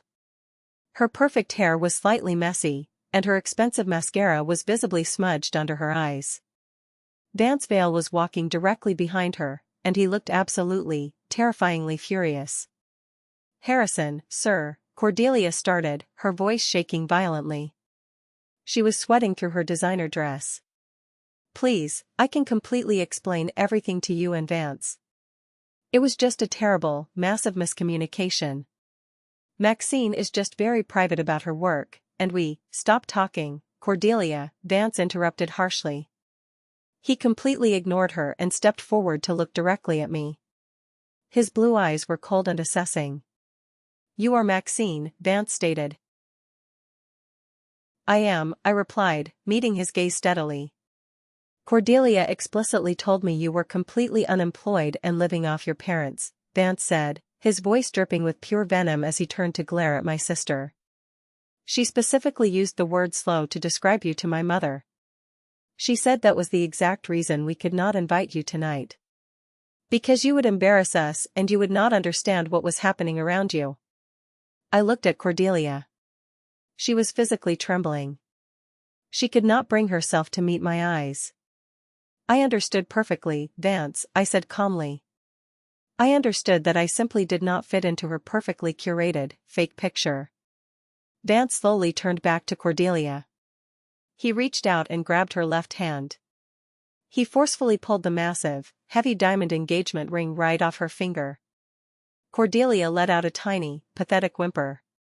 My family deals with enough toxic lies and brutal, expensive divorce settlements, Vance said, his voice deadly calm, which made it far more terrifying than if he had shouted. I absolutely do not tolerate liars, Cordelia. And I deeply despise people who treat their own blood family like disposable garbage just to look cool and sophisticated in front of mine. He dropped the heavy diamond ring into his own suit pocket. This engagement is entirely over, Vance said clearly. Do not ever contact me or my family again. Security will escort you out of the building. He turned and walked away into the crowd without looking back once. Cordelia stared after him, her mouth opening and closing like a suffocating fish. She slowly turned her head and looked at me. Her eyes were completely filled with raw panic and burning, irrational hatred. You did this to me, she hissed, tears ruining her face. You ruined my entire life. No, Cordelia, I said simply, feeling completely and utterly empty. You did this entirely to yourself. Cordelia let out a loud, frustrated sob, turned on her expensive heels, and literally ran out of the massive ballroom, pushing past the wealthy guests. My parents were left standing there entirely alone, completely isolated in the middle of the crowded ballroom. The elite, wealthy crowd swirled happily around them, drinking champagne and completely ignoring their existence. They looked incredibly small. They looked completely defeated. Maxine, my mother pleaded weakly, reaching out a trembling hand toward me. Please, you have so much influence with them now. Please talk to Harrison. Please help us fix this mess for your sister. I looked at my mother. I looked closely at the woman who had watched me sit alone counting hot dog buns as a child and cruelly told me to be normal. I looked at the aging man who had aggressively hissed at me in dark parking lots and called me a liability. I fixed the entire Vail Corporation, Mom, I said gently, feeling a strange, profound sense of final peace wash over me. I cannot fix this. And I no longer want to. I turned my back on them for the final time. I walked gracefully away, moving toward Harrison, who was waiting for me near the bar with a wide, proud smile and 2 completely fresh crystal glasses of vintage champagne. To the brilliant architect, Harrison said, happily clinking his heavy glass against mine. To the architect, I replied. I took a long, slow sip of the cold champagne. It tasted exactly like absolute victory. It tasted like total, unadulterated freedom. If you have made it this far into my story, please do me a massive favor, like the video and comment the number 1 down below in the comments section. It lets me know exactly how awesome you are and shows that you are right here with me on this crazy journey. Your support is a massive encouragement and truly motivates me to keep sharing my life. Drop that one so I can recognize you, and now, let's get back to my story. 6 months. That is exactly how long it takes for a person's entire world to completely turn on its axis and become unrecognizable. If you had walked up to me a year ago and told me that I would be standing barefoot on the heated hardwood balcony of a massive, multi-million-dollar penthouse in downtown Chicago, looking out at the spectacular, glittering city skyline with a cup of expensive artisanal coffee in my hand, coffee that I absolutely did not have to worry about affording, I would have laughed directly in your face. I would have nervously adjusted the strings of my stained college hoodie, looked down at my worn-out sneakers, and told you that quiet, awkward women like me absolutely do not get the luxury penthouse. We get the dark, damp basement. We get the title of the family situation. But here I was. The strong wind blowing off Lake Michigan was biting and cold, but the radiant heated floors of my luxurious apartment kept me entirely warm. Down in the secure, private underground parking garage, parked perfectly in a spacious spot reserved specifically for Unit 401, was a brand new Porsche 911 Carrera. It was painted a sleek, understated slate gray. It was deadly fast. I absolutely did not buy the incredibly expensive sports car to show off to anyone. I bought it because every single time I turned the heavy key in the ignition, the powerful engine roared to life with a deep, vibrating sound that physically reminded me that I was finally in total control. For the very first time in my 32 years of life, I was firmly in the driver's seat. My phone buzzed softly on the thick glass railing of the balcony. I picked it up. It was a push notification from my secure corporate banking app. Another massive, 6-figure monthly retainer fee from the Vail Resorts holding company had just officially cleared into my account. But it was absolutely not just the Vail family anymore. A month after the chaotic Miami party, a major financial magazine, Forbes, published a massive, glowing feature article about me. The title was bold and dramatic, "The Hidden Architect: How Data Strategist Maxine Bennett Quietly Saved a Global Legacy." Since that article hit the internet, my professional email inbox had completely transformed into an active war zone of incredibly lucrative offers. Massive international hotel chains in Dubai were begging for consultations. Cutting-edge tech startups in Silicon Valley were offering me absurd amounts of equity just to look at their numbers. I even received a frantic, highly confidential request from a major commercial airline that was actively hemorrhaging cash and desperately needed my algorithms.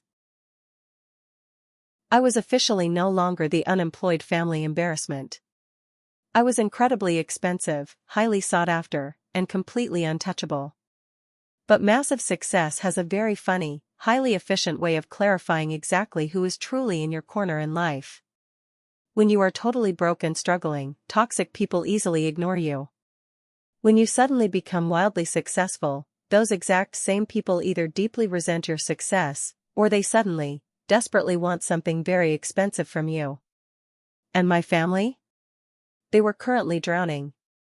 I had absolutely not spoken a single word to my parents or Cordelia since the explosive night of the Miami Gala.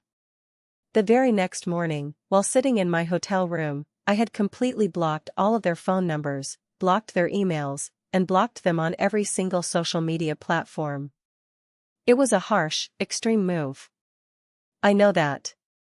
Some people watching this might say it is incredibly cruel and unnatural to completely cut off your own flesh and blood. They say family is everything. But I looked at the situation exactly like a highly trained trauma surgeon removing dark, necrotic tissue from a healthy body.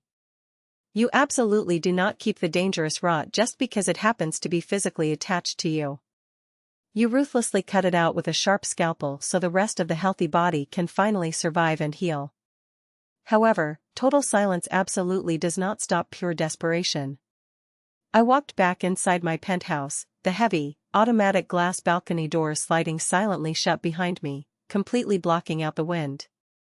My new executive assistant, a sharp, incredibly efficient young woman named Sarah, was waiting patiently in the massive living room, which also doubled as my luxurious home office. She looked visibly uncomfortable.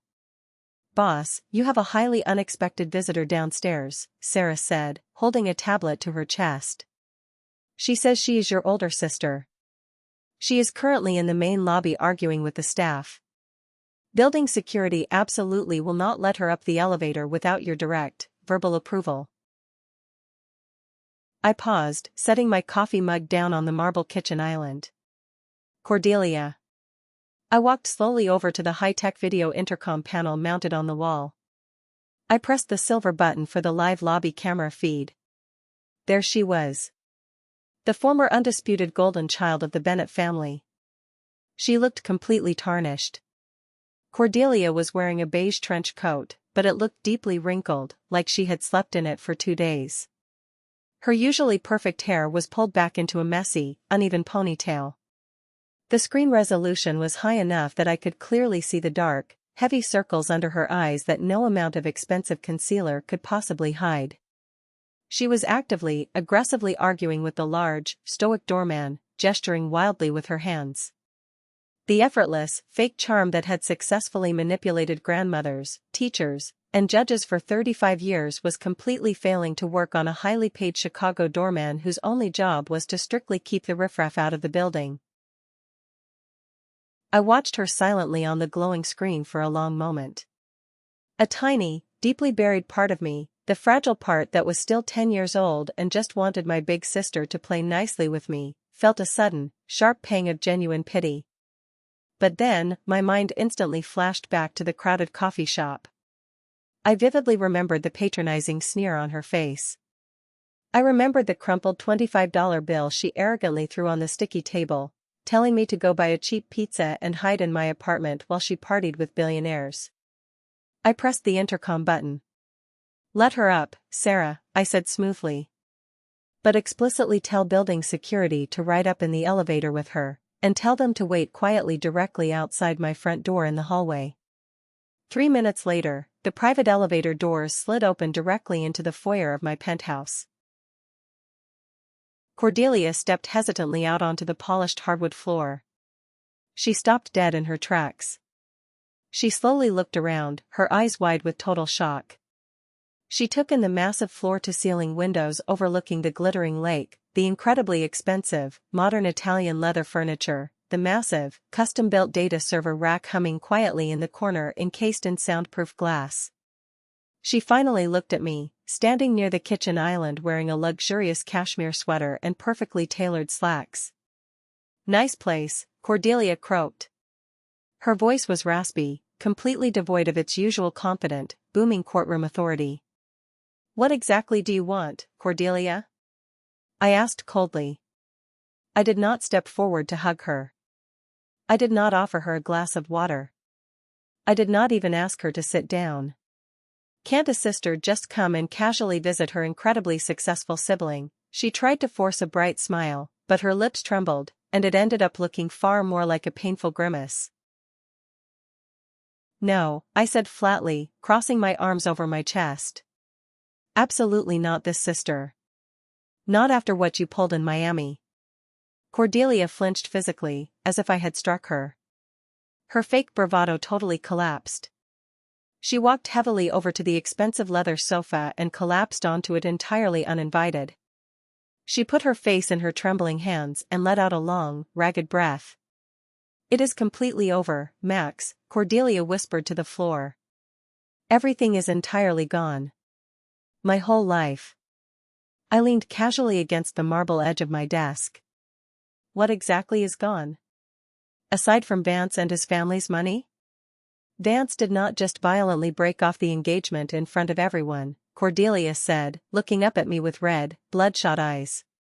He went completely, totally nuclear. He called the senior managing partners at my law firm the very next morning. He told them exactly what I did. He told them I was a pathological liar and a highly toxic manipulator. She let out a wet, pathetic laugh. Vance's father, Harrison, immediately pulled the massive Vail corporate account from our law firm the very next day. Do you have any idea how much money that account was actually worth to the partners? It was worth millions in billable hours, Maxine. Millions. I knew exactly how much it was worth, because I had personally advised Harrison to move his legal budget to a much more efficient firm. But I kept my face entirely blank. The senior partners aggressively fired me, Max, Cordelia said, her voice cracking. They did not even let me pack up my own desk. They told me I was a severe reputational risk to the firm. I totally lost my high-paying job. I lost my expensive downtown condo because I was heavily leveraging the monthly lease against the massive year-end promotion and bonus I was supposed to get from the upcoming corporate merger. I have absolutely nothing left. I looked down at her, actively searching my own heart for a feeling of dark, twisted satisfaction. I honestly thought I would feel incredibly happy seeing my cruel tormentor finally brought so low. I thought I would want to dance. But I did not feel happy at all. I just felt completely, overwhelmingly empty. Looking at her, I realized she was just a pathetic, incredibly superficial stranger sitting on my expensive couch. And you came all the way up here today, why, exactly? I asked, my voice devoid of pity. I desperately need your help, Maxine, Cordelia said. The words seemed to physically hurt her throat as she forced them out. I just need a substantial financial loan. Just to get back on my feet until I find a new firm. I have massive debts, Max, incredibly big credit card debts. I tried so hard to keep up the wealthy lifestyle after Vance left, thinking I could just quickly fix it and find another rich guy, but it spiraled completely out of control. You want my money, I stated flatly. The sheer, blinding audacity of it was almost impressive. I am your own flesh and blood sister. Cordelia shouted suddenly, aggressively standing up from the sofa. We are family. Dad is having severe, terrifying heart palpitations every single night because of the massive stress. Mom absolutely cannot stop crying in the kitchen. Our entire family is violently falling apart, and you are just sitting up here in your damn ivory tower, drinking expensive coffee and ignoring us. I am sitting up here because I built this tower with my own two bare hands. I shouted back, my voice finally rising, echoing sharply off the high ceilings. I built this entire life, brick by agonizing brick, while you were busy telling billionaires that I was too mentally unstable and embarrassing to be seen with in public. We were just trying to strategically protect you. Cordelia lied, her eyes wide with frantic desperation. She was still actively lying, even now, when she had absolutely nothing left to lose. Just stop it.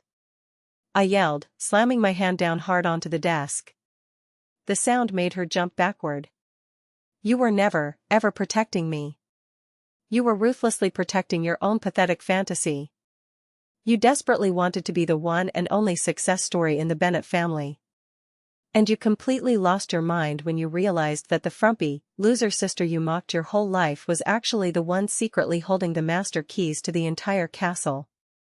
Cordelia stared at me, her chest heaving violently under her wrinkled coat.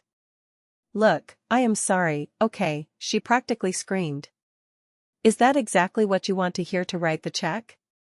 I am incredibly sorry I did not invite you to the stupid party. I am sorry I tried to take all the credit. Just please, help me.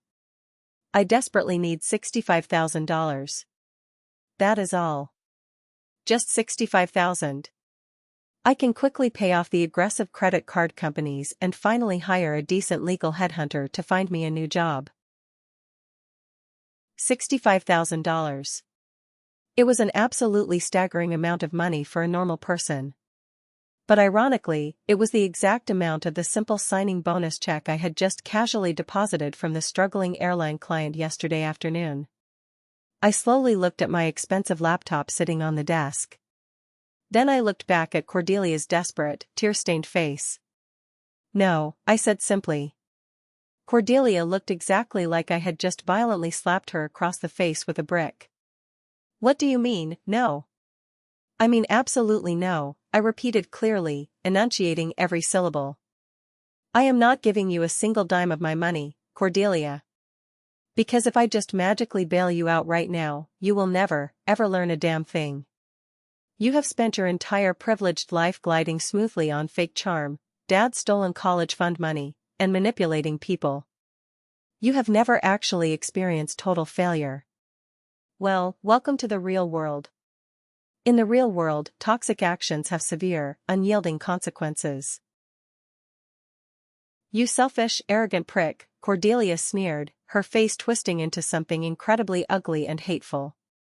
"You honestly think you are so much better than us now because you have some money? You are still just the weird, pathetic kid sitting alone in the corner counting sausages. You will always be entirely alone."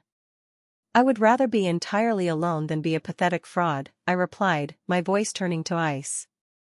"Get out of my apartment. Now." Cordelia let out a scream of pure frustration and stormed aggressively toward the private elevator. She aggressively mashed the glowing call button.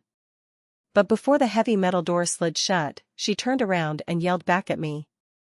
"Mom and Dad are going to officially lose the house next month. Did you even know that? Without my massive salary to secretly help them, they cannot possibly make the heavy mortgage payments. I was the one helping them survive, Max. And now I can't. So when the bank forecloses and they are living on the freezing street, their blood is entirely on your hands." The heavy elevator doors slid shut with a soft chime, cutting off her screaming. I stood there in the absolute, ringing silence of the penthouse. She was actively lying. Again. She had absolutely never been financially helping my parents with the house. I knew that for an undeniable, mathematical fact. Because I was the exact person who had been secretly paying those massive bills for the last 3 years. I walked slowly over to my secure laptop. I sat down in my heavy leather chair. I opened the encrypted financial file labeled Heritage Trust. For 36 long months, I had been anonymously, faithfully paying 60% of their heavy mortgage every single month. My parents arrogantly thought it was sheer luck. They prayed and thought it was God rewarding their supposedly good behavior. Sometimes, they even loudly hinted at Sunday dinners that Cordelia was the one secretly slipping them the cash. And Cordelia, being the absolute narcissist she was, had never once denied the praise. I looked at the massive automatic transfer scheduled to hit their bank account on the 1st of next month. I picked up my cell phone and quickly dialed the private number for my elite banking representative. "Good afternoon, this is Maxine Bennett," I said, my voice completely steady. "Authorization code Alpha 9 Victor. I urgently need to completely cancel a recurring, automated standing order." "Certainly, Miss Bennett," the polite representative said quickly. "Which specific account are we modifying today?" "The Heritage Trust payments," I stated clearly. "I need you to terminate them immediately. Stop all future transfers. And please, send a formal, final notice via certified mail to the listed beneficiaries explaining the immediate cessation of funds." "Right away, ma'am." "Should we include a specific reason for the sudden termination in the formal letter?" "Yes," I said, feeling a massive, crushing weight completely lift off my shoulders. "Tell them exactly this: the architect has permanently resigned." I hung up the phone. It was arguably the hardest, most brutal thing I had ever done in my entire life. I knew exactly what would inevitably happen without that secret money. With Cordelia totally unemployed and deeply in debt, the fragile, fake house of cards my family had built would violently collapse. They would absolutely lose the old colonial house with the creaky floorboards. They would lose the only status symbol they clung to so desperately. But sitting there in my quiet penthouse, I realized a profoundly crucial truth. I was not saving my family by paying their bills. I was actively, dangerously enabling their toxic abuse. I was literally using my own hard-earned money to pay for the expensive stage upon which they continuously acted out their extreme cruelty toward me. I was funding my own emotional abusers. I sat back in my deep leather chair and looked out the massive windows at the sprawling city below. The late afternoon sun was beginning to set, painting the Chicago sky in breathtaking shades of bruised purple and vibrant gold. My cell phone suddenly rang on the desk. I stared at the glowing screen. Mom calling. I knew exactly what that call would be. She would be hysterically crying. She would be desperately begging. She would aggressively use every single emotional guilt trip in the parenting book. After all we did for you, we raised you, we fed you, you owe us your life. I let it ring. The bright red voicemail notification finally popped up on the screen. I did not click on it. Not yet. Instead, I picked up the phone and called Jude. Hey, boss, Jude answered happily on the very first ring. What is the good word? The word is total freedom, Jude, I said, a massive, genuine smile breaking across my face. Cancel absolutely every single one of my corporate meetings for tomorrow. Postpone the board calls. I am taking the Porsche out of the garage. I am going to aggressively drive west until I physically run out of paved road. Good for you, Max, Jude laughed loudly. You deserve a break. By the way, Harrison Vale called the office an hour ago. He urgently wants to have a private lunch with you next week. He says he has a massive new corporate project he wants to discuss. Something about aggressively expanding the Vale empire into the European market. Tell Harrison I am definitely interested, I said. But be sure to remind him that my hourly rates just went up again. I already told him that, Jude chuckled. He specifically said, she is worth double whatever she is asking. I hung up the phone. That night, for the very first time in my entire adult life, I did not sleep tightly curled up in the fetal position. I did not lie awake staring blankly at the dark ceiling, anxiously wondering if I was ever going to be truly good enough for my parents to love me. I slept deeply, heavily, sprawled out completely across my massive king-sized bed, surrounded entirely by the quiet, peaceful hum of a spectacular life that I had painstakingly built with my own two hands. The terrifying nightmare of the dark hallway was permanently over. The dawn had finally broken. The long drive along the winding Pacific Coast Highway in California is widely supposed to be one of the most breathtakingly beautiful experiences in the entire world. They are absolutely not wrong. 3 weeks after my explosive confrontation with Cordelia in my penthouse, I found myself standing in the bright California sun. I had paid to have the Porsche securely shipped out to the West Coast because I desperately needed to see something vast and open, something other than towering glass skyscrapers and crowded city streets. I needed to stand at the very edge of the continent and breathe. I pulled the sleek sports car over at a dirt cliffside lookout near Big Sur. The massive, dark blue ocean violently crashed against the jagged rocks hundreds of feet below me. The warm air smelled intensely of fresh salt, wild sagebrush, and total freedom. I leaned comfortably against the warm hood of the car, feeling the powerful heat of the engine radiating gently through the metal against my legs. My phone was heavy in my pocket. It had been blissfully, wonderfully quiet for the last few days. The chaotic, hysterical storm of aggressive phone calls and angry text messages from my parents and Cordelia had finally, mercifully died down. They had officially received the certified letter from the bank. The Heritage Trust was permanently closed. The shocking revelation that the family loser had been secretly funding their fake wealthy lifestyle had hit them like a massive, destructive meteor. I finally pulled my phone out and clicked on the saved voicemail my mother had left me on the exact day the bank's termination letter arrived. It was the only message I had kept. I pressed play, watching the waves crash below. Maxine. Her voice was shaking so violently it was almost completely unrecognizable. We got the terrible letter. The bank manager, he said it was you. All this time, it was you paying the mortgage. Not Cordelia. Why didn't you just tell us? She paused, and I could hear her weeping loudly into the phone. We are officially losing the house, Mac's dad is. He is just sitting silently in his armchair, staring blankly at the living room wall. He will not even speak. Cordelia will not answer our calls. We have to sell everything. We have to move into a tiny, cheap apartment. Please, my beautiful daughter. Please call us back. We are so incredibly sorry. We just did not know. We did not know. I listened to the message end. We didn't know. That was their ultimate, pathetic defense until the very bitter end. Ignorance. But I had finally realized that ignorance is an active, deliberate choice when the undeniable truth is standing right in front of your face, desperately begging to be seen. I absolutely did not call her back. I did, however, send a formal letter through my corporate lawyer. The legal letter was incredibly brief and devoid of emotion.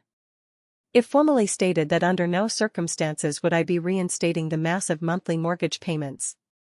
But, it noted, I had set up a small, strict, one-time emergency financial fund to quickly help them cover the basic moving costs and the security deposit for a modest, two-bedroom apartment. It was exactly enough money to keep them from being entirely homeless. It was cold charity, absolutely not warm support.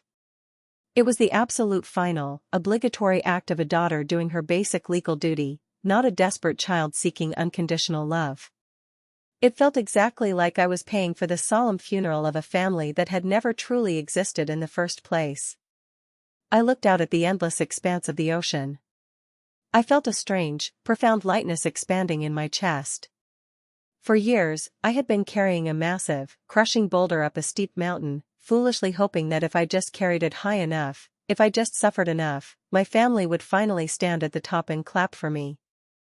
I had finally dropped the heavy boulder. And I was completely amazed to find that I was still standing tall without it. That is a remarkably nice car. I turned my head. A woman was standing casually nearby, lowering a professional camera from her face after taking a photo of the breathtaking ocean view. She was about my age, wearing practical, dusty hiking gear and a wide-brimmed hat. Thank you, I said, offering a genuine, relaxed smile. It is relatively new.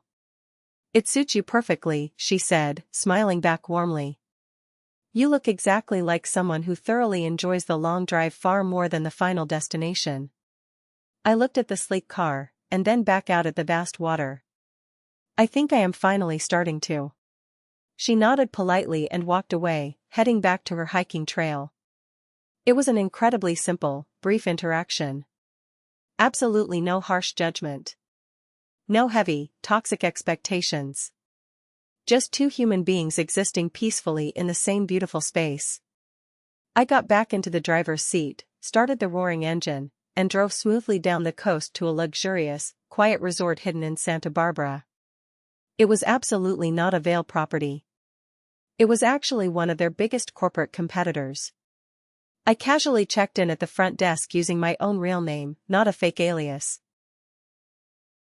That evening, as the sun began to dip below the horizon, I sat alone on the elegant, candlelit terrace of the hotel's five-star restaurant. I had a dinner meeting officially scheduled, but it was not a stressful business negotiation. Harrison Vail walked confidently onto the quiet terrace. He was wearing light, casual linen pants and an unbuttoned shirt, looking far more relaxed, healthy, and human than the intimidating, suited CEO I had constantly dealt with on video calls. Maxine. Harrison greeted me warmly, pulling out a heavy chair and sitting across from me. You are incredibly hard to track down these days. Jude told me you were out here on some sort of wild vision quest. Something like that, I said smoothly, picking up the heavy glass pitcher and pouring him a glass of iced lemon water. I just really needed to completely clear my head. Highly understandable, Harrison said, his tone turning serious and empathetic. A massive family mess is the absolute worst kind of mess to clean up. Corporate bankruptcy? That is incredibly easy. You just ruthlessly file Chapter 11, fire the bad managers, and actively restructure the debt. But family bankruptcy? That kind of emotional betrayal leaves deep, permanent scars. I swirled the ice in my glass. How is Vance holding up after the dramatic breakup? Harrison sighed softly, leaning back in his chair. He is hurting, obviously. But he is a highly resilient kid. He is actively throwing himself into his new charity foundation work to stay busy. He actually asked about you yesterday. He wanted to explicitly know if you were doing okay. Please tell Vance I am doing perfectly fine, I said honestly. And tell him I am deeply sorry he got caught in my family's toxic crossfire. He absolutely does not blame you, Maxine, Harrison said firmly, locking eyes with me. He strictly blames himself for being blind. For not seeing the massive, glaring red flags your sister was waving. But we all have our dangerous blind spots when we want to believe a pretty lie. Harrison took a long sip of his water and set the glass down. The relaxed, casual energy completely shifted. The sharp, brilliant CEO was instantly back. I have a highly serious corporate proposition for you, Maxine, Harrison said, leaning forward and resting his arms on the table. I thought we already extensively discussed my new consultancy rates with Jude, I joked lightly. This is absolutely not a temporary vendor contract, Harrison shook his head slowly. I am offering a permanent, high-level partnership. I am officially stepping down as the acting chief executive officer next year. I am moving up to become the chairman of the board. But before I leave the daily operations, I desperately need someone brilliant to actively oversee the massive, global digital transformation of the entire Vail holding company. I do not just mean the hotels. I mean the international real estate portfolio, the massive global logistics division, everything. He looked me dead in the eye, his gaze intense and unwavering. I absolutely do not want another temporary consultant, Maxine. I want a chief strategy officer. I want you physically sitting on the main executive board. I am offering you massive corporate equity, full creative control, the whole 9 yards. I sat perfectly still and stared at him. Chief Strategy Officer. Sitting on the main corporate board. It was the exact kind of untouchable, elite executive position that incredibly ambitious people ruthlessly worked 40 agonizing years to even get near. Why me, Harrison? I asked quietly, my voice perfectly steady. You are a billionaire. You could easily hire absolutely anyone. You could hire Harvard guys with impeccable pedigrees and decades of traditional experience. Harrison waved his hand in the air dismissively, looking thoroughly disgusted by the thought. I have plenty of expensive, useless pedigree guys wandering around my corporate offices, Maxine. They are terrified of me. They constantly tell me exactly what they think I want to hear. They aggressively polish the ugly truth until it shines brightly and looks like a success. But you? Harrison pointed a finger at me. You fearlessly looked me dead in the eye when I was rapidly losing millions of dollars and bluntly told me my baby was incredibly ugly. You value the raw, undeniable truth far more than the polite optics. That is exactly what I need to secure my family's legacy. I need the hard truth, more than the optics. The truth more than the optics. It was the exact, fundamental opposite of my father. My father would happily burn the absolute truth to the ground just to keep his fake, superficial optics warm for the neighbors. Harrison Vail was completely willing to violently smash his own pristine optics just to find the hidden truth. I took a deep breath, feeling the cool ocean breeze wash over my face. I have one strict, non-negotiable condition, I said firmly. Name it, Harrison replied instantly. I work entirely remotely from my Chicago penthouse whenever I want, I said, a slow, confident smile spreading across my face. And I absolutely never wear stiff corporate suits unless it is an official board meeting. Harrison threw his head back and let out a loud, booming laugh that turned the heads of the other wealthy diners on the terrace. He picked up his water glass and held it out toward me. "Done," Harrison smiled broadly. "Welcome to the real family, Maxine. The real one." That night, lying completely alone in the massive, comfortable bed of my luxurious hotel room, I thought deeply about that specific phrase. Family is absolutely not just about whose DNA you happen to share by biological accident. It is not just the toxic people who sit silently around your Thanksgiving table purely out of stubborn, historical obligation. True family are the rare people who actively see you. The real, unfiltered you. Not the fictional version they desperately want you to be so they can feel better about themselves. Not the shiny version that makes them look impressive to their judgmental neighbors. Family are the people who look at the messy, complicated, brilliant reality of exactly who you are, and say, yes. That is the person I want on my team. I sat up in bed and opened my secure laptop. I had one absolute last piece of personal data to mentally process. I opened the digital folder containing the high-resolution professional photos from the New Year's Eve gala. The hired event photographer had securely sent them over via email weeks ago, but I hadn't been able to bring myself to look at them yet. I scrolled slowly through the bright images. There were beautiful pictures of the lavish floral decor, the towering ice sculptures, the wealthy guests dancing. And then, I finally found it. It was a massive, wide-angle shot capturing the exact, explosive moment the heavy velvet curtain fell to the floor. In the dead center of the photo, my glowing portrait hung proudly on the wall of innovation, shining brightly like a massive beacon of truth. On the right side of the frame, Harrison and Bernadette Vale were standing on the stage, beaming with intense, genuine pride. And on the far left side, completely hidden in the dark shadows near the back kitchen doors, were my parents and Cordelia. I used the trackpad to zoom in incredibly close on their three faces. It was not just simple shock captured in their eyes. It was raw, unadulterated fear. It was the devastating, agonizing fear of arrogant people who suddenly realize they have aggressively bet their entire lives on the completely wrong horse. It was the terrifying realization of people who violently threw away a flawless, priceless diamond because they were too stupid to realize it wasn't just a jagged, ugly rock. I moved the cursor and looked closely at my own real face in the photo, the woman standing under the blinding spotlight on the stage. I did not look like a pathetic, wounded victim. I did not look like an angry, vengeful spirit out for blood. I looked entirely peaceful. I looked exactly like a powerful woman who was standing exactly where she was always supposed to be. I closed the laptop with a soft, satisfying click. I walked out onto the private balcony of my hotel room. The California stars were incredibly bright above the crashing ocean, unpolluted by the city lights. My phone buzzed softly in my hand. It was a late-night text message from Jude. "Jude, just heard the massive news about the chief strategy officer position. Drinks are absolutely on you when you get back to Chicago.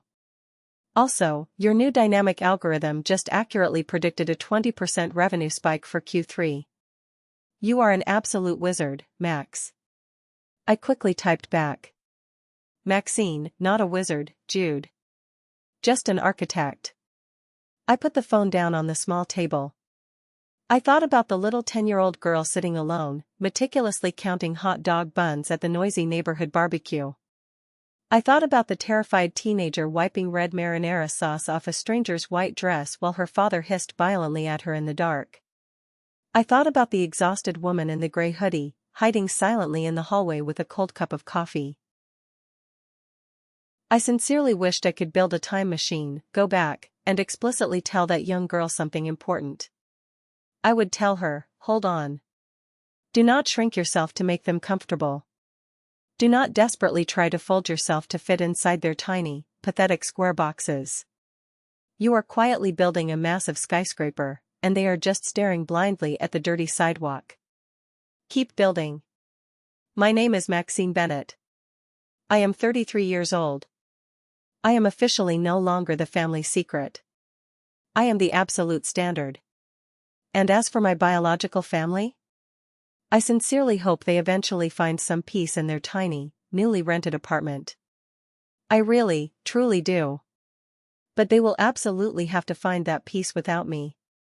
Because I have a massive global empire to run. What you just heard was the deeply personal story of Maxine. But in so many profound ways, it is the universal story of absolutely anyone who has ever been made to feel incredibly less than by the exact people who were biologically supposed to love them the most. There are 3 incredibly critical, life-changing lessons I want us all to take away from Maxine's journey today. First, your true value is absolutely inherent, it is not relative. Maxine was a brilliant, world-changing strategist whether her toxic family chose to acknowledge it or not. Their willful, arrogant inability to see her immense worth did absolutely not diminish her actual worth. It only diminished their access to her brilliance. Never, ever let someone else's intentional blindness define your own clear vision. Second, complete financial independence is the ultimate, impenetrable shield against abuse. The exact moment Maxine stopped needing her father's toxic approval was incredibly powerful. But the moment she realized they secretly, desperately needed her money to survive was the ultimate turning point of the war. By quietly, consistently building her own massive financial stability in the dark, she permanently removed the leverage they held over her life. Work on your own strong foundation in total silence if you have to, so that when the massive storm inevitably comes, you are the strong shelter, absolutely not the helpless victim. Third, and perhaps most importantly for anyone watching this, toxic, blind loyalty is a dangerous trap. We are constantly taught by society that blood family is everything. That we must instantly forgive and continuously enable them, no matter the devastating emotional cost. But as Maxine clearly showed us, sometimes the absolute healthiest, most loving thing you can possibly do is love toxic people from a very, very safe distance. Cutting off that massive heritage trust fund was absolutely not an act of evil malice. It was a profound, necessary act of establishing a hard boundary. You simply cannot set yourself entirely on fire just to keep toxic people warm, especially when they constantly complain about the smell of the smoke. I deeply want to know what you think about this. Have you ever had to painfully distance yourself from toxic family members just to save your own sanity? What was the exact moment you finally realized you absolutely had to choose yourself over their demands? If you thoroughly enjoyed the story and deeply support the message of reclaiming your self-worth, please comment the word good below. This simple comment helps me know that these intense stories are resonating with you and greatly encourages me to bring you more narratives of incredible strength and redemption. Thank you so much for listening, and please always remember, you are the sole architect of your own life. Do not ever let anyone else hold your blueprints.